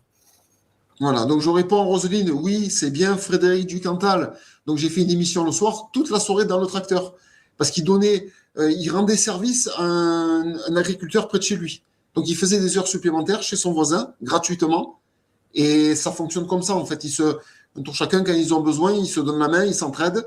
Et ça permet de passer le cap. Alors, c'est des heures pas possibles. Il m'avait dit qu'il travaillait jusqu'à 1h du matin et il reprenait le matin à 8h. J'ai dit, mais vous dormez quand? Et je sais que le quotidien dans votre métier, en général, c'est terrible. Je voudrais d'ailleurs rappeler, parce qu'on en avait parlé quand on s'était appelé, vos horaires de travail sur la semaine, comment ça fonctionne pour que les gens prennent conscience? Moi, je suis pas trop matinal. Donc, moi, j'attaque vers 7h30. Mon père est là beaucoup plus tôt parce que c'est lui qui fait la traite des vaches. Lui, il est là pour 6h. Par contre, après, moi, le soir, à part rentrer pour manger, il n'y a pas grand-chose qui m'arrête. Moi, principalement, je fais 7h30, 9h, 9h15. Après, je casse la croûte, mais comme il faut. Limite, je fais un vrai repas. Et là, maintenant que c'est la saison, je repars jusqu'au soir, jusqu'à 7h30, 8h, sans manger. Et je mange pas à midi, quoi. Quand on part, et puis... D'accord, d'accord. De 9-10 heures jusqu'au soir 20 heures, vous êtes au travail. Ouais, là, ouais, ouais, ça dérange pas. Et ça, c'est ce que je voulais souligner, c'est 7 jours sur 7. Ouais, sauf le dimanche, j'essaye de faire une sieste de 2 heures, 2h30. D'accord. Je rate le dimanche, quand on revient de l'abattoir, parce que les cochons, c'est le dimanche à l'abattoir. Donc, un dimanche sur deux. Quand je reviens, c'est 13h30, facile. Donc, là, c'est pareil. Si j'ai ma femme et les gamins, on mange vite fait. Et si elle n'est pas là, je vais me coucher jusqu'à 4h. Et à 4h, je repars. Ouais, une sieste qui permet d'un petit peu se reposer. Donc, ce que je voulais souligner, c'est que il n'a pas de vacances. Comme tous les agriculteurs, il ne peut pas se permettre de se payer un voyage, de partir. Il est obligé de s'occuper de ses animaux. C'est du 7 jours sur 7. Les animaux, c'est tous les jours. Je commence un petit peu à connaître parce que moi, j'ai un petit poulailler où je commence un petit peu à développer. J'essaie là, je suis en train de faire des poussins pour essayer d'avoir un peu des poules. Et ben, tous les jours, il faut que ça mange. En fait, on peut pas se permettre. Moi, je me lève tous les matins pour leur ouvrir et pour leur apporter à manger. Et je peux pas me permettre de dire ce matin, j'ai envie de dormir, je m'en occupe pas. Non, dès qu'on est là-dedans, eh ben, c'est une obligation. Et encore, moi, je suis un amateur. Donc voilà. Le problème des animaux, c'est dès qu'on a des animaux, c'est tout le temps, toute la vie. C'est ça, c'est ça. C'est très bien, hein. C'est une passion, c'est des choses intéressantes à vivre, des fois très très compliquées aussi, Mais par contre, ouais, ça a un prix, quoi. Ça a un prix. C'est ça. Réellement, le prix, c'est physique. Certaines fois, c'est psychologique, parce que psychologiquement, des fois, il faut réussir à suivre et à supporter. Ouais. Mais voilà, on y arrive, on essaye. Franchement, c'est exceptionnel. C'est déjà, ce qui est sûr, c'est qu'il faut qu'on ait l'amour de ce qu'on fait. Je pense que là, il y a beaucoup de passion, parce que Il y sans a, ça, vous il y a de tiendrez la pas. passion, mais c'est fragile. Il y a Ouais, la fatigue, les problèmes financiers, c'est très fragile. La passion ne fait pas tout. Au bout d'un moment, moi, ce qui m'a beaucoup coûté pendant des années, bon, j'ai réussi à passer le cap et à passer au-dessus, c'était le regard des gens. Mais le regard sur le métier en lui-même. Les d'accord. gens, pendant des années, et c'est pas tout le monde a le même point de vue, mais mon point de vue, moi, comment je le voyais, pendant des années, les gens nous ont dénigrés et continuent encore certaines personnes à nous dénigrer. C'est-à-dire qu'on vit des subventions, on a tous des gros tracteurs, on a tous ci, on a tous ça. Mais en fait, on n'a pas le choix. On est obligé d'avoir du matériel pour travailler. Et plus les coûts de production, enfin, plus les prix de vente baissent, plus on est obligé d'en faire pour essayer de garder un revenu minimum, d'essayer de garder un chiffre d'affaires. Donc, plus on est obligé de s'équiper. Donc, c'est un cercle vicieux. C'est ça. On essaye de ne pas y rentrer dedans parce que c'est pas une solution et que moi, j'essaye de tirer plus sur la qualité de vie, on va dire à long terme, parce qu'à court terme, c'est mort, mais sur du long terme ou du moyen terme, à essayer d'avoir une qualité de vie un peu plus correcte, avoir un peu plus de temps et ainsi de suite. Mais c'est compliqué.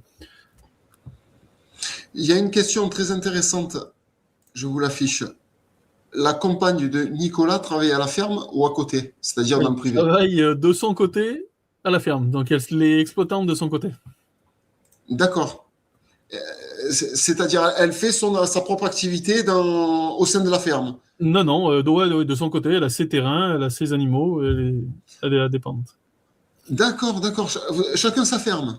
C'est ça. D'accord. Eh ben, je m'y attendais pas. Mais comme quoi, eh ben, même, vous voyez, même les femmes aujourd'hui, elles sont éleveuses, agricultrices. Mais c'est incroyable en fait. Et comment ça fonctionne? Vous vous retrouvez une fois la journée finie? Comment ça marche dans un Quand, quand contexte? on peut, quand on peut se croiser, on déjeune le matin ensemble, et après, bah, quand les fois où on mange le midi, on mange ensemble, et après, c'est le soir. Ouais. D'accord, d'accord. Et en fait, vous allez sur votre exploitation, elle va sur la sienne et chacun gère son activité. Voilà, chacun gère ses affaires. Ouais. Après, quand j'ai besoin d'un coup de main, elle me file un coup de main. Quand c'est elle qui a besoin, j'y vais, et puis voilà. D'accord, d'accord. C'est original. C'est la première fois que j'entends dans une famille d'agriculteurs que justement chacun est agriculteur et qu'il ait sa propre activité. C'est une première. J'ai été Et étonné. vu l'activité qu'elle fait, c'était plus simple de séparer comme ça au départ. D'accord. Et c'est quoi, elle, ce qu'elle fait exactement comme... Elle fait de l'élevage équin, plus des bufflonnes maintenant. Elle a rentré quelques bufflonnes pour la viande. D'accord. Ah oui. D'accord, d'accord. Donc je vérifie si il n'y avait pas d'autres questions là pour l'instant. Non. Donc je vais Après, il y a un reproposer. sujet épineux qu'on peut discuter, Oui. c'est le lait bio. Aujourd'hui, le lait bio, du moins chez Biolay, est vendu, enfin, il nous est payé à nous moins cher que le lait conventionnel. C'est-à-dire qu'aujourd'hui, on a une qualité sûrement supérieure, du moins on a un cahier des charges bien plus important que le lait conventionnel. Et aujourd'hui, on est payé, depuis le mois de avril, on est payé 90 euros au 1000 litres, moins cher que le lait conventionnel. Le bio est payé moins cher que le conventionnel. C'est ça, On marche sur la tête en fait. exactement. Et là, le problème aujourd'hui, et le problème de fond, réellement de fond, ça va être ça. Depuis 4-5 ans, c'est énormément, c'est ça. C'est-à-dire qu'on nous avait promis 100 euros plus que le conventionnel. Et là, aujourd'hui, on se retrouve à moins 90. Donc, ça fait 190 euros au 1000 litres d'écart. Pour du lait, c'est énorme. Il nous manque D'accord. 190 euros au 1000 litres pour que. Et même à plus 100, on était limite sur de la rentabilité, parce que le lait bio coûte énormément cher à produire. Donc là, c'est très compliqué. C'est pour ça que la transformation nous aide, qu'on essaye de transformer de plus en plus de fromage en vache, mais le problème de fond du lait bio est très, très, très grave. Et qu'est-ce qui a causé cette baisse de prix, d'après vous? Ils vont pas être contents si je râle trop, mais au jour d'aujourd'hui, Biolay, c'est le bio partout pour tous. Donc, c'est-à-dire qu'ils vont aller récupérer n'importe quel producteur aujourd'hui en bio, peu importe le litrage, ils vont aller le chercher. Donc, ils ont des coûts de collecte qui sont aux alentours de 140 euros les 1000 litres à quelque chose près, hein. Je m'intéresse plus du tout à leur société, donc je suis sorti psychologiquement de leur truc, histoire que j'arrête de m'énerver. Donc, c'est des chiffres que j'ai de mémoire, mais on est à 140 euros de 1000 litres de coût de collecte, alors qu'une laiterie conventionnelle, ils en tournent entre 30 et 40 euros les 1000 litres. Donc, il y a déjà 100 euros d'écart sur cette partie-là, qui n'est pas payé aux producteurs, vu qu'eux, ils achètent pour revendre. Donc, Et oui, c'est un intermédiaire encore. c'est ça, c'est un intermédiaire. Ils achètent pour revendre. Du coup, ben, les 100 euros de collecte en plus, c'est 100 euros en moins pour nous. Plus la conjoncture qui a fait qu'ils ont pris beaucoup de lait à un moment et qu'ils n'arrivaient pas à l'écouler. Donc, ils vendent du lait bio en conventionnel. Donc, voilà, Ouais, c'est ça crée vraiment, des différences chez eux et qu'il faut bien que quelqu'un paye la différence. Donc, c'est les producteurs qui payent la différence. c'est ça. C'est vraiment, vraiment compliqué. Je vais en profiter pour afficher la cagnotte. On va voir si elle a un petit peu bougé. Ben voilà, je suis très content de vos participations ce soir. C'est génial, elle augmente doucement. Et n'hésitez pas aussi avec les emails, hein, si vous souhaitez me contacter sur ma boîte email, si vous souhaitez lui envoyer un chèque ou un virement bancaire, j'ai toutes les infos, donc vous me contactez. Ça passe par moi parce que comme ça, je comptabilise tout et je fais le total et chaque jour, j'explique un petit peu le total. En fait, chaque jour, pour vous expliquer, je pars sur un thème, je fais une vidéo avec un sujet. Et au tout début de cette vidéo, à chaque fois, je parle de la cagnotte de l'agriculteur en cours, je donne le nom, je donne le montant de la cagnotte, le montant à atteindre. Voilà, j'en parle un petit peu, quelques minutes. Après, je fais quelques annonces. Ça tourne à 90%, on va dire, au sujet de l'agriculture, de manière générale. C'est pour ça qu'on est un petit peu sur tout ce qui est vaccin, tout ce qui est santé, tout ce qui est ces sujets-là. On essaie de s'informer au plus possible. J'essaie de transmettre des informations sur ça, sur ces choses-là. Et ces vidéos alimentent justement en plus la chaîne. Ça crée une sorte de solidarité. Et cette solidarité crée une monétisation qui est chaque mois une grosse partie reversée elle aussi aux agriculteurs. Donc en fait, je garde un minimum à vivre et je verse une somme aux agriculteurs. Et j'ai même des partenaires. D'ailleurs, j'en profite. Hein, j'en ai pas parlé jusqu'à maintenant. Il y a Nicolas Bouvier qui est l'un de mes partenaires, journaliste indépendant, qui a participé sur la cagnotte cet après-midi. Il a donné 50 euros pour montrer l'exemple, comme ce que j'essaye de faire moi aussi. Et que comme ce que je fais, c'est que en fait, de dire aux gens de faire des dons, c'est bien. Mais si moi, le premier, je n'exerce pas, je ne montre pas une participation, eh bien, ça tiendrait pas debout. Et c'est le fait que je m'implique, que j'essaie de créer le maximum d'argent, de proposer le maximum que je peux faire, qui incite des gens, encore, c'est difficile, hein, parce qu'on a un noyau très solide, bon, qui fait vivre tout ce que nous faisons. Mais alors, pour motiver des gens extérieurs en leur proposant, mais essayez de vous renseigner, d'ailleurs c'est l'appel que je fais ce soir, essayez de vous impliquer, de donner une fois par mois 10 euros. Et comme je dis à chaque fois, si 5000 personnes se mettent en tête ce principe, se disent « Ah, allez, je vais participer », et que ces gens participent de 10 euros, ça nous fait un potentiel de 50 000 euros par mois pour aider les agriculteurs qui leur tombent un pépin. Il y a votre histoire, hein, avec justement cette histoire de procédure de sauvegarde, avec cet argent manquant que vous n'arrivez pas à trouver. Il y a le prochain agriculteur. Alors lui, c'est un contexte un peu compliqué. Ils ont retrouvé une bactérie dans ses fromages. Donc il a eu une perte assez énorme parce qu'il était obligé de tout faire disparaître. Et il n'a pas réussi à redresser la barre. Je ne sais pas comment il a été indemnisé. Enfin, ça ne s'est pas passé super bien. Et l'engrenage, c'est toujours à flux tendu. Donc là, il y a des coûts supplémentaires qui lui tombent dessus qui n'étaient pas prévus. Ben, finalement, il se trouve à découvert. Il a un manque à gagner. Il y a des problèmes. Il y a une somme d'argent qui manque. Et pour que ce soit à nouveau rentable, équilibré, il faudrait. Voilà, c'est un autre projet, c'est un autre sujet, mais c'est toujours la même chose. Des agriculteurs qui vont mal, qui se trouvent en difficulté et qui s'effondrent doucement. Et si la population ne les soutient pas, moi, je suis convaincu aujourd'hui, mais on va vers la fin de l'agriculture française. Tout ce que vous faites, machin, tout ça. Ça peut aller très vite. Voilà. Vu l'âge des agriculteurs aujourd'hui, ça peut aller très vite. C'est une chose qu'on ne parle pas, mais il y a beaucoup, beaucoup, beaucoup d'agriculteurs, je ne sais pas le pourcentage, mais on ne doit pas être bien loin des 50%, qui ont plus de 55 ans au jour d'aujourd'hui. Ouais. Eh oui. Eh oui. Parce que vous êtes assez. Je n'ai pas demandé votre âge, mais vous êtes assez jeune quand même, hein. Vous êtes encore un jeune agriculteur. Ouais, j'ai 37 ans pour l'instant. Et 37 ans. Bon, ça va, vous Ouais. êtes dans la bonne fourchette. Il y a de l'avenir, on va dire. Il faudra ralentir un peu un moment, mais oui, pour l'instant, ça Ouais, va. ouais, je pense en vieillissant obligatoirement. Une question qui a été posée par Evelyne. Il est où Nicolas en Ardèche? Alors, vous l'avez dit en début d'émission, mais pour ceux qui sont arrivés un peu plus tard. Donc on est à Colombier-le-Vieux, au-dessus de Tournon-sur-Rhône, donc sur le Nord-Ardèche principalement. D'accord. Et vos produits sont trouvables? Alors, les fromages de chèvre, le beurre bio, tout est bio, hein, au lait cru, sont trouvables. Si vous pouvez référencer encore une fois les lieux où les gens Donc peuvent trouver le marché de Lamastre le samedi, le marché de Saint-Félicien le dimanche. D'accord. Vous êtes tous les samedis et les dimanches, vous êtes à ce marché. Voilà, enfin ça sera ma sœur le samedi pour Lamastre et mon père le dimanche à Saint-Félicien. D'accord. Après, on a des intermarchés, principalement dans la vallée du Rhône.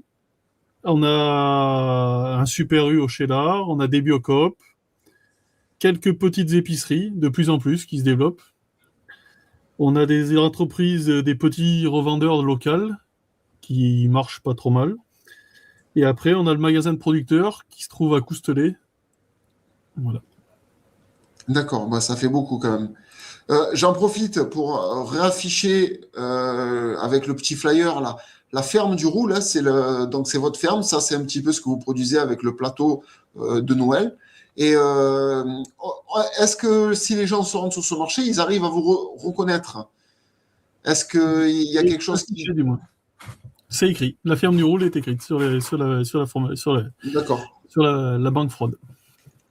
Donc, si jamais vous arrivez à vous rendre sur l'un de ces marchés, vous pouvez chercher justement le stand de la ferme du Roule et leur acheter les fromages parce que vous savez que ce sont des vaches et des chèvres qui ne sont pas vaccinées. Tout est au lait cru et c'est vraiment artisanal, traditionnel. Et il y a le beurre aussi sur les marchés, il est proposé ou pas? Quand il y en a, il est proposé. Ouais. D'accord. Ah, c'est pas toute l'année, quoi. Il y a des Là, périodes. on a juste un problème de fabrication. On n'a plus des crémeuses en ce moment. Cette semaine, on n'a plus des crémeuses. Elles nous ont lâché. Donc, le temps de se rééquiper. Mais en temps normal, oui, il y en a toute l'année normalement. D'accord. Peut-être Et pas en quantité voulue pour tout le monde, mais on a du beurre toute l'année. Ouais. d'accord. Et une question toute bête, les fromages, les prix, ça fonctionne à peu près comment?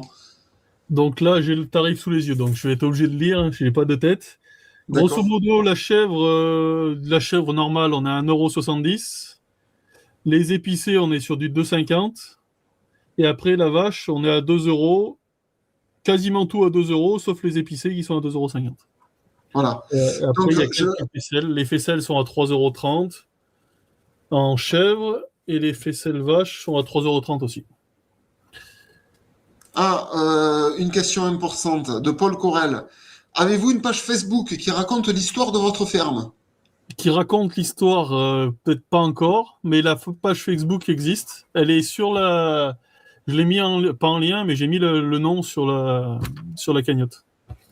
D'accord, le nom est dans la cagnotte. Ouais. D'ailleurs, ça serait intéressant si l'adresse, mettre à jour la cagnotte et mettre les liens, toutes les adresses de vos réseaux Facebook, ou je ne sais pas si vous avez que Facebook ou vous Là, on a présentez que Facebook pour l'instant. Ouais. D'accord, que Facebook, eh ben qu'il soit cliquable, que les gens puissent le récupérer, le copier-coller, le mettre dans la barre et tomber sur votre adresse et voir un petit peu vos produits, s'informer.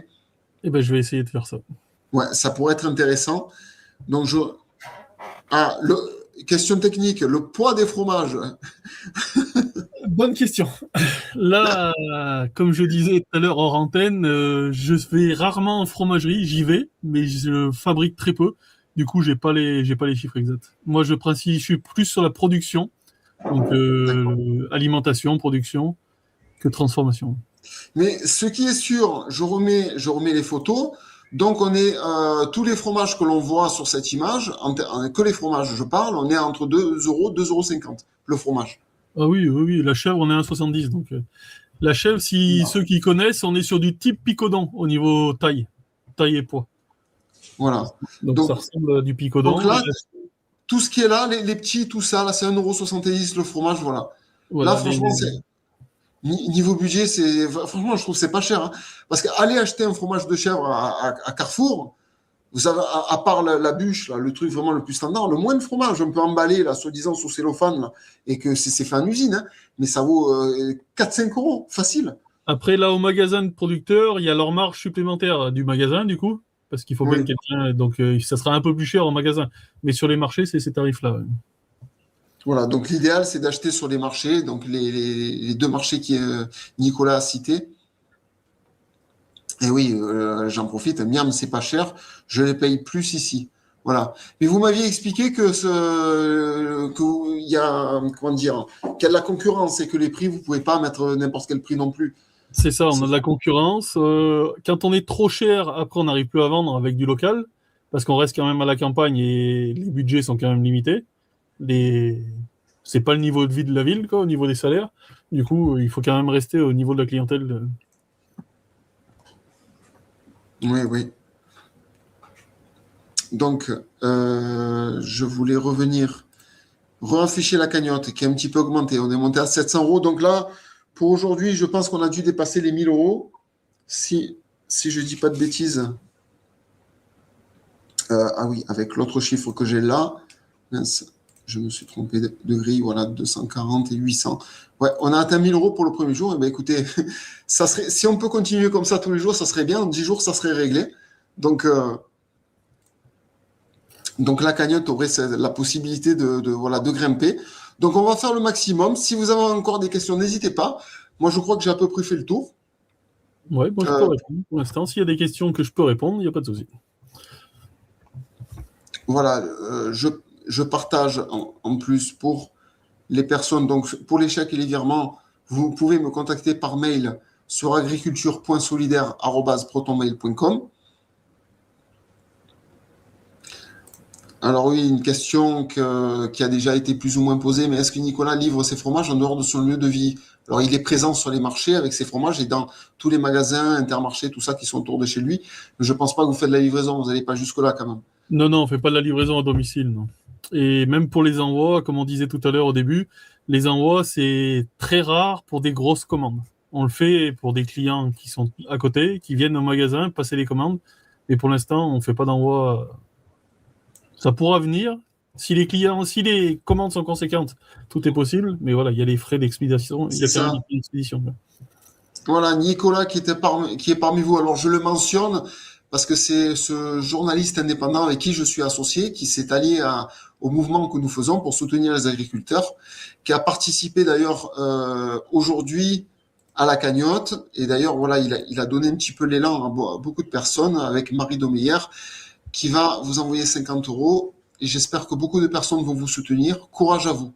Voilà les messages que les gens ont envie de vous dire. Et ce que je voudrais rajouter sur ça, parce que tout à l'heure, vous avez mentionné que, eh bien, vous avez l'impression que la profession était rejetée, que vous aviez cet écart de la population. Mais en fait, je pense que vous n'aviez pas le contact avec la bonne population. Parce qu'aujourd'hui, il y a des gens qui cherchent des produits de qualité, qui cherchent à soutenir des gens comme vous qui travaillent, qui font des choses bien, ils savent vos difficultés, ils savent l'enjeu de l'avenir de notre agriculture. Et je peux vous dire, c'est pas tout le monde, mais je peux vous dire qu'il y a une grosse partie de la population française qui vous soutient. Et C'est ce qui, que j'ai découvert en vieillissant, si vous voulez. Mes débuts en agriculture dans ma jeunesse. ça a Et été dur. j'ai essayé d'être syndiqué comme tout le monde, hein, il n'y a pas de souci. J'ai vu que c'était des syndicats de jeunes, on en a profité, on a fait quelques manifestations. Et c'est là que je me suis rendu compte qu'il y a vraiment des gens qui nous détestent. Réellement, on peut dire que c'est des limites de la haine. Mais en vieillissant, en ayant des points de vue différents, on se rend compte, oui, peut-être, mais il y a quand même des restes qui font mal. Il y a certaines phrases qui font mal à entendre. Il y a une marge, je reconnais qu'on peut pas plaire à tout le monde. Moi-même, tous les jours, je subis des attaques. Ça m'arrive encore, même aujourd'hui, où toujours, dès que ça parle d'argent, vous savez, on fait des cagnottes, tout ça, donc on est dans l'argent. Dès que ça parle d'argent, il y a toujours des attaques, des gens qui essaient de vous faire du mal, de vous toucher sur la sensibilité, tout ça. Donc on peut pas plaire à tout le monde, mais aujourd'hui, il y a de plus en plus de gens qui se réveillent et qui cherchent à retrouver une alimentation saine. Là, on est dans des fromages de qualité, on est dans du beurre. Vous avez arrêté la crème fraîche, vous m'avez dit. À une époque, vous faisiez la crème fraîche. On en fait encore un peu, mais très peu.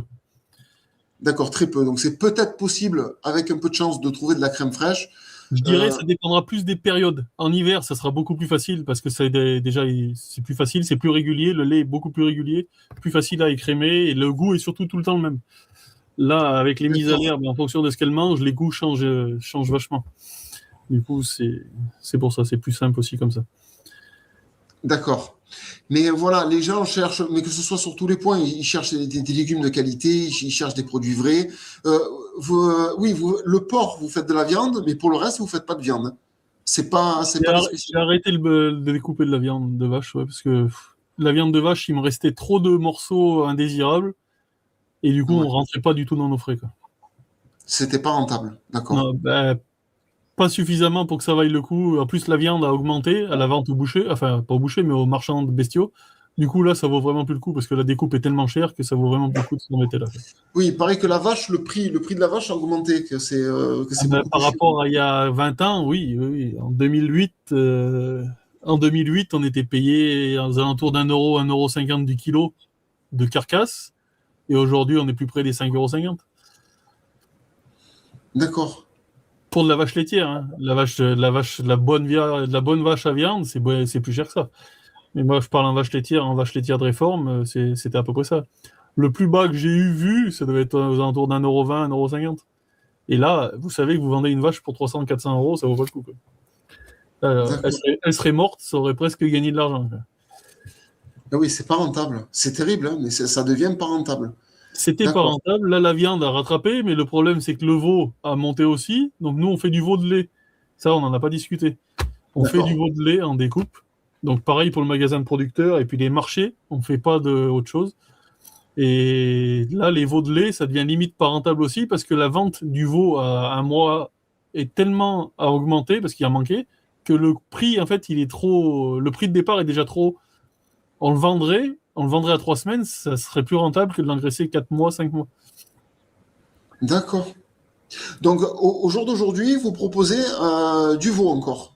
Oui, on a du veau, oui. J'avais oublié, mais il y a du veau. Du veau, du porc. D'accord. À la ferme, il y a du veau et au magasin, il y a du veau et du porc. D'accord. Les gens peuvent venir acheter à la ferme? Oui, ceux qui veulent se déplacer, ils peuvent, oui, oui. D'accord. Venir vous voir à la ferme pour vous acheter leur fromage. Vous n'avez pas de boutique. Oui, on a Comment une ça se petite passe? boutique, c'est ouvert tous les matins, sauf le dimanche matin. Bah, dimanche matin, D'accord. c'est ouvert, mais très peu de temps, juste quand on y est pour transformer, quoi. D'accord. Tous les jours de la semaine, sauf le dimanche, le matin, Voilà. c'est ouvert. Principalement de 9h30, 10h jusqu'à midi, quoi. D'accord. Et tous vos produits se trouvent, s'y trouvent. Quasiment. Quand on les a, ils sont là, quoi. D'accord. Donc, vous n'hésiterez pas, si jamais vous êtes un petit peu de sa région, si vous voulez avoir l'adresse, vous pourrez me contacter. Je communiquerai son adresse. Parce qu'il y a des gens, vous savez, même qu'il faut faire un peu des kilomètres, rien que pour la balade, pour découvrir quelque chose, pour aller acheter des produits un petit peu authentiques, tout ça. Ben, il y a des gens qui sont prêts à faire un peu des kilomètres. Donc, voilà, découvrir votre exploitation, ce que vous faites, les produits, ça peut intéresser du monde. C'est pour ça que j'en parle aussi. Les routes d'Ardèche sont très touristiques, vous pouvez venir, c'est pas de souci. Ben voilà, en plus. Donc, écoutez, si vous avez des dernières questions, des sujets, on va en profiter. Je pense qu'on a à peu près fait le tour. Bon, on est au courant de tout ce que vous faites. Donc, de vaches laitières, les veaux, les cochons. Les cochons, vous savez pas trop où vous allez si. C'est en sursis pour l'instant. On va D'accord. tuer ce qui nous reste et je sais pas ce qu'on va faire. Je sais toujours pas au jour d'aujourd'hui ce qu'on va faire. Ouais, c'est possible éventuellement parce que ça ne fonctionne pas que vous arrêtiez de faire du cochon. Ça m'embêterait, mais si c'est pour faire pour rien, on arrêtera. Mais oui. Vous voyez comme quoi Moi, aujourd'hui, en fait. j'étais parti il y a une petite dizaine d'années dans l'optique de pouvoir nourrir tout le monde. Enfin, nourrir tout le monde entre guillemets. Donc on avait fait, c'est pour ça qu'on avait du cochon, qu'on avait du veau, que je découpais du bœuf, parce que je voulais vraiment avoir un large choix pour pouvoir nourrir les gens. On s'est mis à faire des patates pendant 3, 4 ans, 5 ans. Et on a été obligé d'arrêter parce qu'à la fin, on arrivait. Les patates en bio, c'est très compliqué à conserver. Et en plus, les gens ne les achètent pas. Ah, On d'accord. n'avait pas du tout le débouché voulu. Donc, on en jetait presque la moitié de la production. Donc, on a carrément arrêté d'en produire. D'accord. Et ouais. Donc, du coup, là, vous êtes spécialisé vraiment dans les catégories qu'on a décrites. Pour Et l'instant, on est dans les animaux, ouais. Ouais, ouais. Et sachant que le cochon, c'est à voir avec le temps. Si... Parce que c'est vrai que j'ai entendu dernièrement que le cochon était très bas. Le prix du cochon, En il- conventionnel, il a toujours été très bas. C'est une filière qui est sous perfusion depuis beaucoup trop de temps pour eux. C'est un travail compliqué qu'il faudrait qu'il soit rémunéré correctement, mais il faut de la viande pas chère pour nourrir la France et ils se servent de eux pour nourrir la France. Mais c'est terrible parce que là, pour tirer les prix aussi bas, eh ben, ça va pousser à donner de la mauvaise alimentation la moins chère possible. Enfin, tout. Et puis là, on parle en plus de centimes, hein. C'est même pas d'euros qu'on parle, c'est de centimes pour sortir les agriculteurs des problèmes. Parce que sur le volume qu'ils sont capables de produire les éleveurs de porc, c'est vraiment quelques centimes supplémentaires au kilo que le consommateur se rendra même pas compte qu'il le paye, mais ils veulent pas les Oui. mettre. C'est comme pour le lait, hein. Le lait, il nous rajouterait 100 euros au 1000 litres, c'est que 10 centimes. Et 10 centimes sur une brique de lait, personne ne le verra passer s'ils font pas x3 au milieu pour pouvoir gagner les grandes surfaces pour gagner plus. Donc c'est D'accord. quelques centimes que tout le monde, je pense, est prêt à mettre, mais que les intermédiaires et les transformateurs ne veulent pas repercuter aux producteurs. D'accord. J'en profite pour afficher un petit peu les messages. Bon, il y a beaucoup de personnes qui ont été sensibilisées. Donc, j'espère, je croise les doigts que ça va bien fonctionner. Donc, écoutez, ça fait quand même 1h20 de direct. On a eu beaucoup d'informations. On a fait le tour de votre situation. Alors, j'affiche une dernière fois la cagnotte. J'aurais aimé qu'elle augmente. Voilà, encore un petit peu augmenté. Ben, ce soir, ça a pas mal fonctionné. Ça a pas mal marché quand même, hein. Elle a bien augmenté. Donc, en totalité, voilà, nous sommes sur les 1000 euros à peu près, avec les promesses de dons, tout ça, qui vont continuer à arriver. Donc, je rappelle que n'hésitez pas à me contacter sur mon adresse email pour envoyer un chèque ou le virement bancaire. Je vous donnerai ses coordonnées. Et nous espérons, il faut que nous y arrivons coûte que coûte à remplir cette cagnotte avant le 15 pour être à jour dans notre dans les comment dire, on va dire l'organisation que nous nous sommes fait. Donc nous avons 15 jours, c'est le premier jour aujourd'hui, nous avons 15 jours pour remplir cette cagnotte.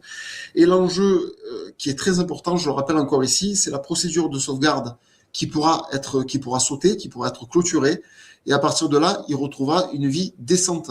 Donc ils pourront se permettre de faire des crédits, d'avoir un rapport normal avec les banques. Ce qui fait que s'ils ont besoin de financement pour l'entreprise, ils pourront jouer sur ça, ils pourront avoir des découvertes. Et si demain, ils ont la capacité de se construire une maison et de sortir de ce logement pour 5 personnes, hein, quand même un couple avec 3 enfants, eh bien, ils auront cette possibilité. Tant qu'ils sont dans cette procédure de sauvegarde, ben, ils sont complètement bloqués. Et si cette procédure de sauvegarde ne saute pas, là, c'est la liquidation. Donc, c'est une entreprise qui ferme. Je vous le dis clairement, on ne peut pas faire plus simple que ça. Donc, s'il n'a pas la somme, et surtout que c'est la dernière année, donc là, les 9 premières années ont été payées, c'était sur 10 ans, on arrive sur la 10e année. S'il n'a pas la totalité de la somme pour le régler et qu'il puisse sortir de cette procédure, eh bien, malheureusement, son entreprise devrait se retrouver en liquidation et tous les efforts, tout le travail qui a été fait aujourd'hui serait réduit à néant. Voilà un petit peu la situation. Et voilà pourquoi nous avons décidé de prendre en charge cette cagnotte et de faire le maximum pour la soutenir. Et on va tout faire. Voilà, on va tout faire pour qu'elle soit complète, parce que si on n'y arrivera pas, ça sera un échec pour nous et ça sera surtout une catastrophe pour vous. Et voilà, on va se battre, on va tout faire. Moi, j'ai des contacts, je vais essayer de contacter les maximum de personnes autour de moi qui peuvent soutenir cette cagnotte. Et je vous propose à tous les abonnés, tous ceux qui sont présents ce soir, hein, donc de partager la cagnotte au maximum autour de vous, de partager l'info et d'inciter des personnes, même dans votre entourage, dans votre vie de tous les jours. Votre voisin vous tape à la porte, dit voilà, il y a un agriculteur qui risque de perdre si cette procédure n'est pas clôturée, il peut potentiellement perdre son exploitation. Donc, il faudrait participer. Si vous pouvez donner un petit quelque chose à partir de 10 euros, c'est même pas un McDo, 10 euros, donc c'est pas grand-chose. Et ça permettra de sauver une ferme de plus. Parce que je dis de plus, parce que nous avons commencé depuis janvier. Ça fait des mois que nous procédons. Et là, vous êtes, je sais pas, le 7e, 8e ou 9e peut-être agriculteur que nous avons aidé. Nous avons réussi à tous les aider jusqu'au but, sauf le précédent du mois dernier, parce qu'il fallait une cagnotte énorme de 50 000 euros. Donc, on a atteint 22 500 euros le mois dernier. Donc, on reprendra sa cagnotte en fait en juillet parce qu'il y avait un petit peu l'obligation aujourd'hui de s'occuper de votre cagnotte qui est très importante à cause des délais de la procédure de sauvegarde. Et en plus, il y a un deuxième agriculteur avec une petite cagnotte qui succédera à la vôtre. Et donc, ça fera 2 petites cagnottes d'agriculteurs pour ce mois-ci. Et normalement, si tout va bien, on devrait arriver à les compléter. Donc, c'est vraiment...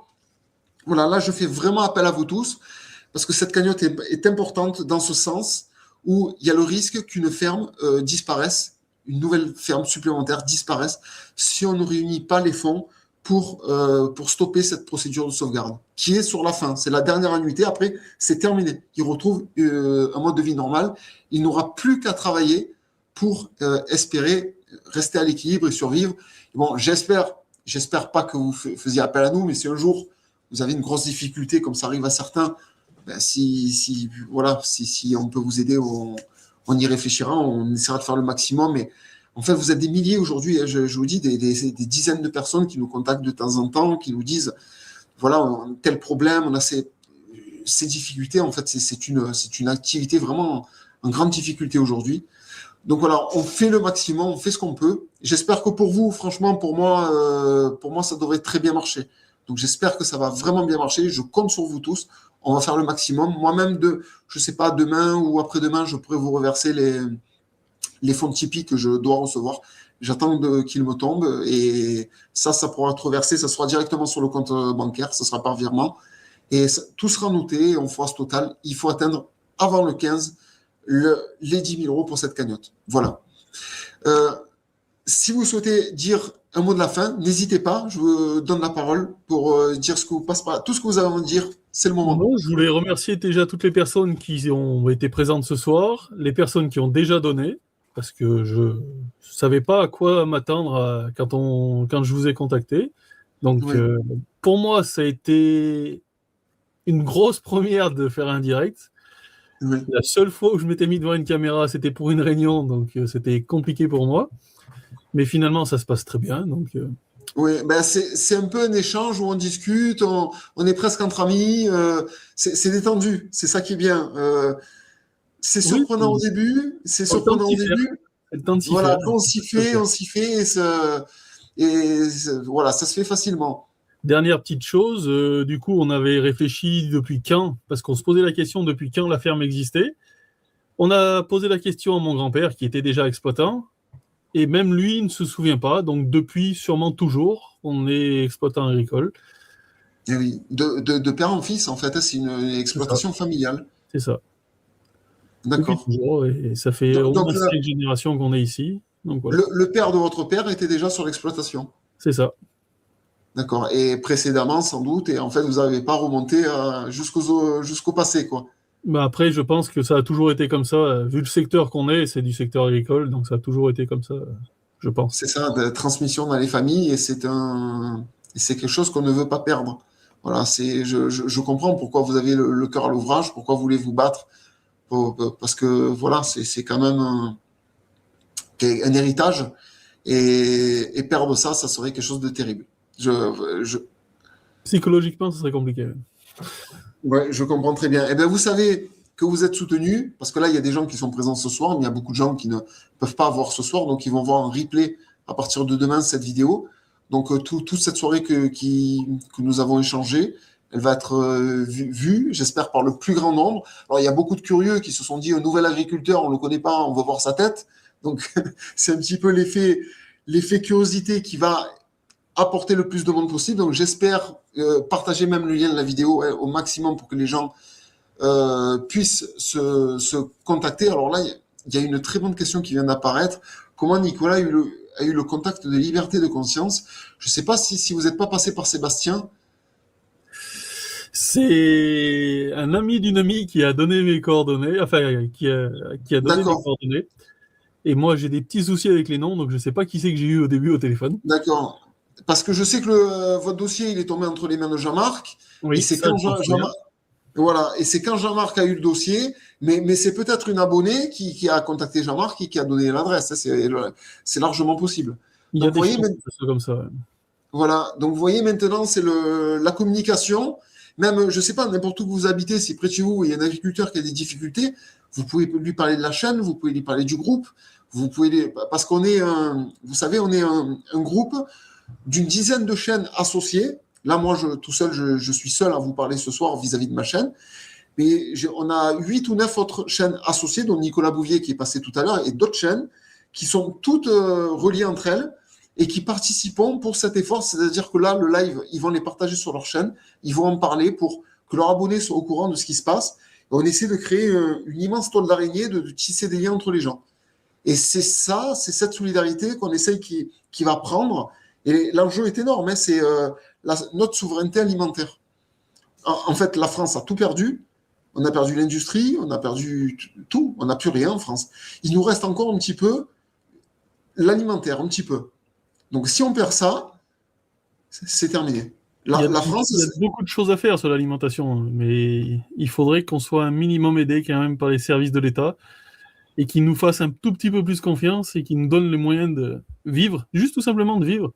Parce qu'aujourd'hui, l'agriculture, tout le monde pourrait embaucher au moins un salarié minimum si on avait les moyens de le faire. Parce qu'on est tous en surcharge de travail, on aurait tous possibilité de faire travailler du monde. On fait déjà travailler beaucoup de personnes indirectement. C'est la chaîne d'alimentation agricole, autant au niveau matériel, mécanisation, que tout le monde, tous les cotisants à MSA, parce qu'aujourd'hui tout le monde cotise à la MSA, c'est nous qu'on les paye, c'est l'agriculture qui les paye. Et on fait travailler quand même beaucoup, beaucoup de monde. Et ça pourrait être bien mieux si on nous donnait les moyens financiers de faire vivre nos produits. Tout simplement, on ne demande pas des aides, on ne demande rien. Moi, personnellement, je ne demande pas d'aide, je demanderai au niveau de l'État, certainement. Plus, enfin, je demande de l'aide aujourd'hui, mais pas d'aide financière de l'État, les primes PAC et ainsi de suite. Si mes produits étaient payés le juste prix, on n'aurait pas besoin de tout ça. Donc, la seule chose qu'il faudrait, c'est que l'argent arrive du bon côté. C'est-à-dire que ce soit nos produits qui nous permettent de vivre et non des perfusions d'État de l'Europe pour pouvoir nous maintenir en vie et surtout nous faire taire pour que tout se passe bien pour eux et que tout aille bien dans le meilleur des mondes pour eux. Vous savez, je vais vous dire, je vous ai dit hors antenne que j'étais, ou peut-être en antenne, je ne sais plus, que j'étais un idéaliste. Et moi, j'ai la prétention de développer quelque chose, c'est-à-dire que faire prendre conscience au public que l'agriculture, c'est limite quelque chose de sacré. Et je vous dis que là, tous ceux qui sont présents ce soir dans le direct, 162 personnes, on est monté à 190 personnes tout à l'heure, c'est des gens qui en ont conscience. Et que si on serait assez intelligent, il suffirait de quelques... Je donne un exemple, on est 68 millions d'habitants en France. 68 millions, c'est un chiffre gigantesque. Vous prenez ne serait-ce que 100 000 personnes. C'est rien, 100 000 personnes sur 68 millions d'habitants, c'est rien. 100 000 personnes qui ont leur petit billet de 10 euros dans la main et qui disent « Moi, demain, je veux être actionnaire de l'agriculture française. » C'est-à-dire qu'on va me proposer des aides, des idées, des financements, des choses à faire. Et si ça m'intéresse, je vais donner mes 10 euros. Et qu'il y ait 100 000 personnes qui sont prêtes à faire ça tous les mois. Ça engendrerait en fait une sorte de communauté qui serait capable de déverser 1 million d'euros par mois. C'est rien, 100 000 personnes. C'est ce que j'essaie de créer. Là, je parle de 5 000 personnes pour avoir 50 000 euros par mois, mais rendez compte, 100 000 personnes qui ont 10 euros, et je vous dis que j'ai des donateurs qui donnent 500, 1 000 euros. Il y a des gens qui ont participé, j'ai déjà vu des dons de 2 000 euros. C'est rare, mais ça arrive. Donc, il y a des gens qui ont plus que 10 euros dans la main. Et en fait, si les Français se réveillent et qu'ils se disent l'État, on ne veut plus entendre parler de l'État, on s'en fout, l'État, on le laisse où il est, ça ne m'intéresse pas, l'État. Moi, ce qui m'intéresse, c'est les agriculteurs. Moi, tous les mois, je suis prêt à jeter 10 euros pour aider les agriculteurs. Si 100 000 personnes font ça, on prend le pouvoir de l'agriculture en France. Et il y a une autre chose qui serait intéressante, si je peux me permettre, ça serait de développer, entre guillemets, je ne sais pas si les termes seront bons, mais des banques populaires. C'est-à-dire que des banques, moi, j'aurais besoin d'un financement, sans parler de dons, mais rien que déjà de financement.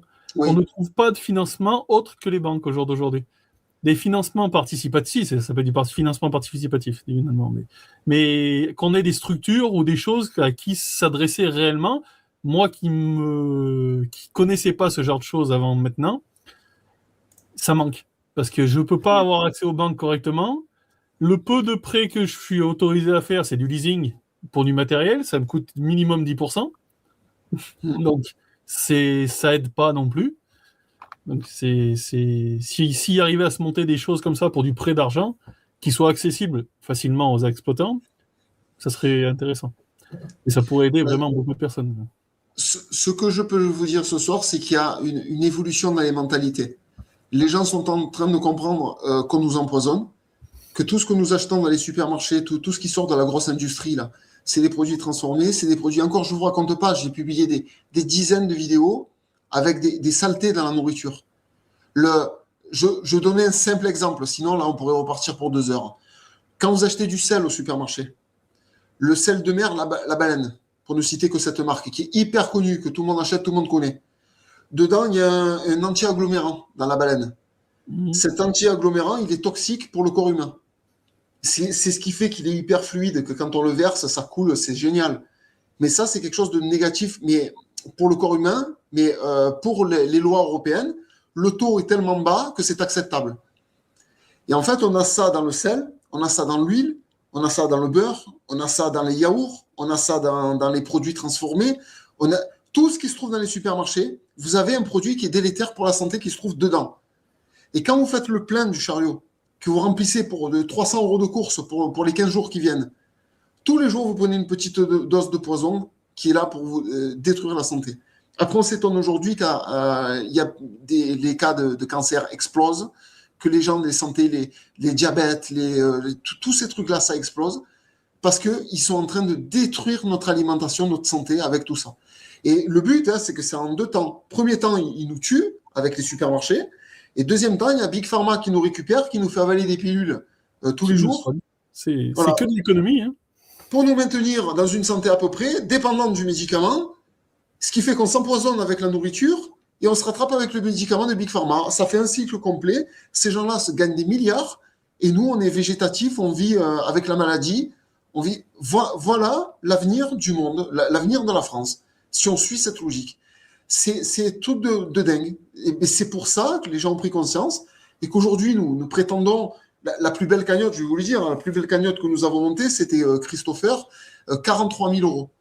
Et ben, nous avons réussi à monter des cagnottes et à faire un don de 43 000 € à un éleveur d'ovins qui s'était fait voler justement ses ovins. Encore un autre cas différent. Il s'était fait voler des dizaines et des centaines jusqu'à ce que ça lui coûte un préjudice. Donc, il fallait remplacer le manque à gagner, plus le matériel pour protéger tout ça, pour plus que ça arrive. Ça a coûté un budget. On a atteint des sommes comme ça parce que les gens ont pris conscience qu'aujourd'hui, il fallait sauver l'agriculture parce que c'est la santé de chacun de nous qui est en jeu. Moi, si je me bats aujourd'hui, que je suis là à faire ce direct avec vous, c'est parce que j'ai conscience de ça. Si tous les abonnés sont là, c'est parce qu'ils ont conscience de ça. Et s'ils vous font un don, c'est parce qu'ils espèrent ne plus manger ces fromages, retrouver les fromages près de chez eux, parce que vous êtes localisé quelque part, vous ne pourrez pas servir toute la France. Mais des gens comme vous, il y en a un petit peu partout dans la France. Et le but, c'est d'aider le maximum d'agriculteurs un petit peu dispersés dans la France et que tout le monde puisse trouver son fromage, puisse trouver du bon pain, puisse trouver tout et n'importe quoi. La base d'une alimentation saine. C'est notre combat d'aujourd'hui. Donc voilà, c'est un enjeu important. Comme je vous ai dit, c'est idéaliste. Mais je pense que si les Français se réveillent et qu'ils se mettent à la tâche, je pense que c'est possible. Je pense que demain, on peut réunir 100 000 personnes qui sont capables de donner 10 € par mois, sachant que moi, je donne beaucoup plus. Moi, 10 €, pour moi, c'est minimum 200 € que je donne tous les mois. Si ce n'est pas 500, 600, dès que j'ai l'argent qui rentre, je fais mes calculs et j'essaie de donner le maximum. C'est ce qui fait la notoriété du mouvement que nous faisons. Donc, si beaucoup de gens percutent ça rendent compte, si on a un potentiel pareil, même si dans 1 an ou 2, vous revenez, vous dites, il m'arrive un pépin, j'ai un trou de 20 000 €, je ne vais pas m'en sortir. Mais si on brasse 1 million d'euros par mois, mais ce n'est pas un problème. Oui. C'est ça le calcul. Et bien sûr, ce que vous avez dit, peut-être une sorte de banque citoyenne, de quelque chose qui pourrait permettre des prêts, des facilités de paiement, des choses comme ça. Ça sera développé, mais là, il faudrait que j'en parle avec Jean-Marc, notre associé, justement, qui s'occupe de tout ce qui est financier, tout ça. Si ce genre de projet est faisable, si ça peut être créé par je sais pas, une association, quelque chose comme ça, je sais pas, il faudrait réfléchir. Mais ça serait une très bonne idée, oui. Moi, je pense que ça aiderait beaucoup de monde et en plus, ça aiderait surtout les exploitants à passer le cap. Parce que là, un don, c'est un don, mais c'est quand même, on se sent quand même redevable de quelque chose. Alors qu'un prêt, on le rembourse, il y a des intérêts, tout le monde, c'est quand même plus logique dans la façon de faire et ça permet aussi aux personnes qui ont prêté l'argent peut-être que pour elle, c'est un don, mais ça permet d'aider quelqu'un d'autre derrière une fois que la somme est remboursée. D'accord. Mais vous savez, aujourd'hui, en termes de redevabilité, les gens, ils vous demandent qu'une chose, c'est de continuer à exercer le plus longtemps possible. C'est tout ce que les gens Certainement, vous demandent. mais c'est pas comme ça que je le vois. Mais tout ce qui se passe aujourd'hui, là, je vous l'ai dit, la cagnotte, mais je vous le dis, je sais exactement de quoi je parle. Hein. Voilà, elle est à 733 euros aujourd'hui. Vous avez pris 733 dans la journée, 1000 euros avec les chèques et tout ça, qui est même plus de 1000 euros peut-être, parce que les gens savent ce que vous produisez et veulent que vous continuez à le produire. Il faut que vous continuez à servir la population. Le projet, c'est ça. C'est pas plus bête que ça. Donc, quelque part, c'est votre engagement à vous battre pour l'avenir qui fait qui fera la réussite de ce projet.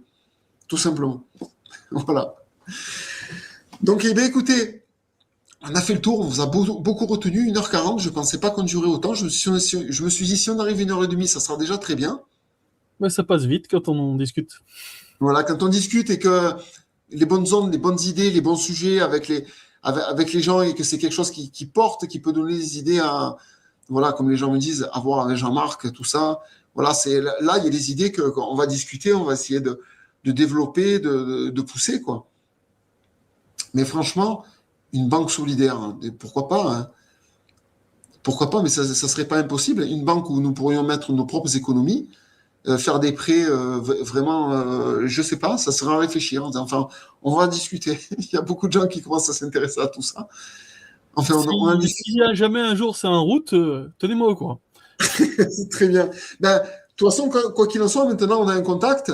Et même, je vous dis, même pour vous, si un jour, une fois que ça sera fini, qu'on aura réussi à faire la cagnotte, etc., un petit coup de pub, vous voulez présenter un produit, le nouveau flyer, faire en publicité, dimanche, je serai à tel endroit, mais n'hésitez pas. Moi, je le ferai volontiers.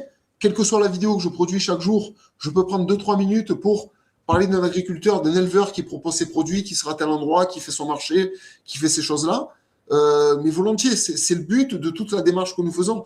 C'est vous rendre la vie la plus facile possible en trouvant une clientèle, en ayant des clients assidus qui reviendront pour vos produits. Et pour moi, il n'y a que comme ça que ça pourra marcher.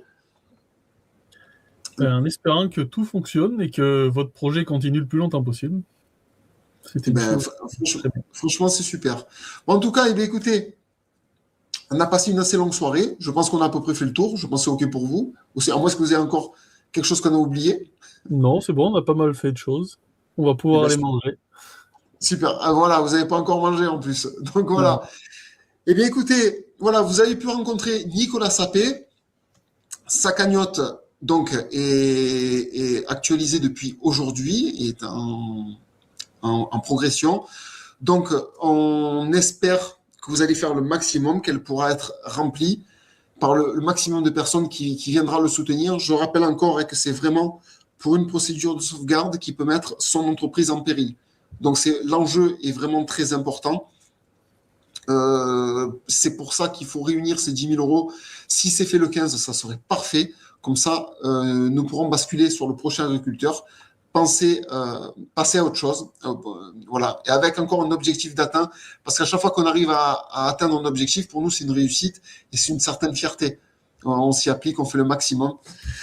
Donc, eh bien, on vous souhaite une très bonne soirée à tous. Grand merci d'avoir participé à ce live, d'avoir été si nombreux, parce que pas loin de 200 personnes. C'est un bon pic. Donc, merci. Voilà. C'est un plaisir d'être venu, du coup, parce que j'appréhendais un petit peu, mais merci bien. Voilà, ça s'est super bien passé. Finalement, super détendu. Vous avez pu découvrir Nicolas et n'hésitez pas dès demain à partager cette émission avec le maximum sur vos réseaux de partout pour que les gens puissent voir qu'un agriculteur a besoin d'être aidé. Mais là, je parle, c'est une petite somme, mais c'est une somme très importante. Donc, il ne les aura pas pour la fin du mois. Donc, il a besoin de notre soutien. Donc, c'est à nous de le soutenir. Et derrière ça, je partagerai, il y aura le tableau. Donc, il sera rajouté au tableau et vous pourrez aller sur les marchés ou dans les supermarchés proches de chez lui qui proposent ces produits. Ben, vous pourrez justement venir les acheter et goûter ces produits au lait cru et non vaccinés. Très important. Merci. Donc, voilà. Donc, bonne soirée à tous. Je vous remercie vraiment. Je regarde. D'accord, c'était pas une question. Je vous remercie de votre présence, d'avoir participé à ce direct avec autant de commentaires sur le chat. Je vous dis à demain pour ma prochaine vidéo. Portez-vous bien. Vos Jackie.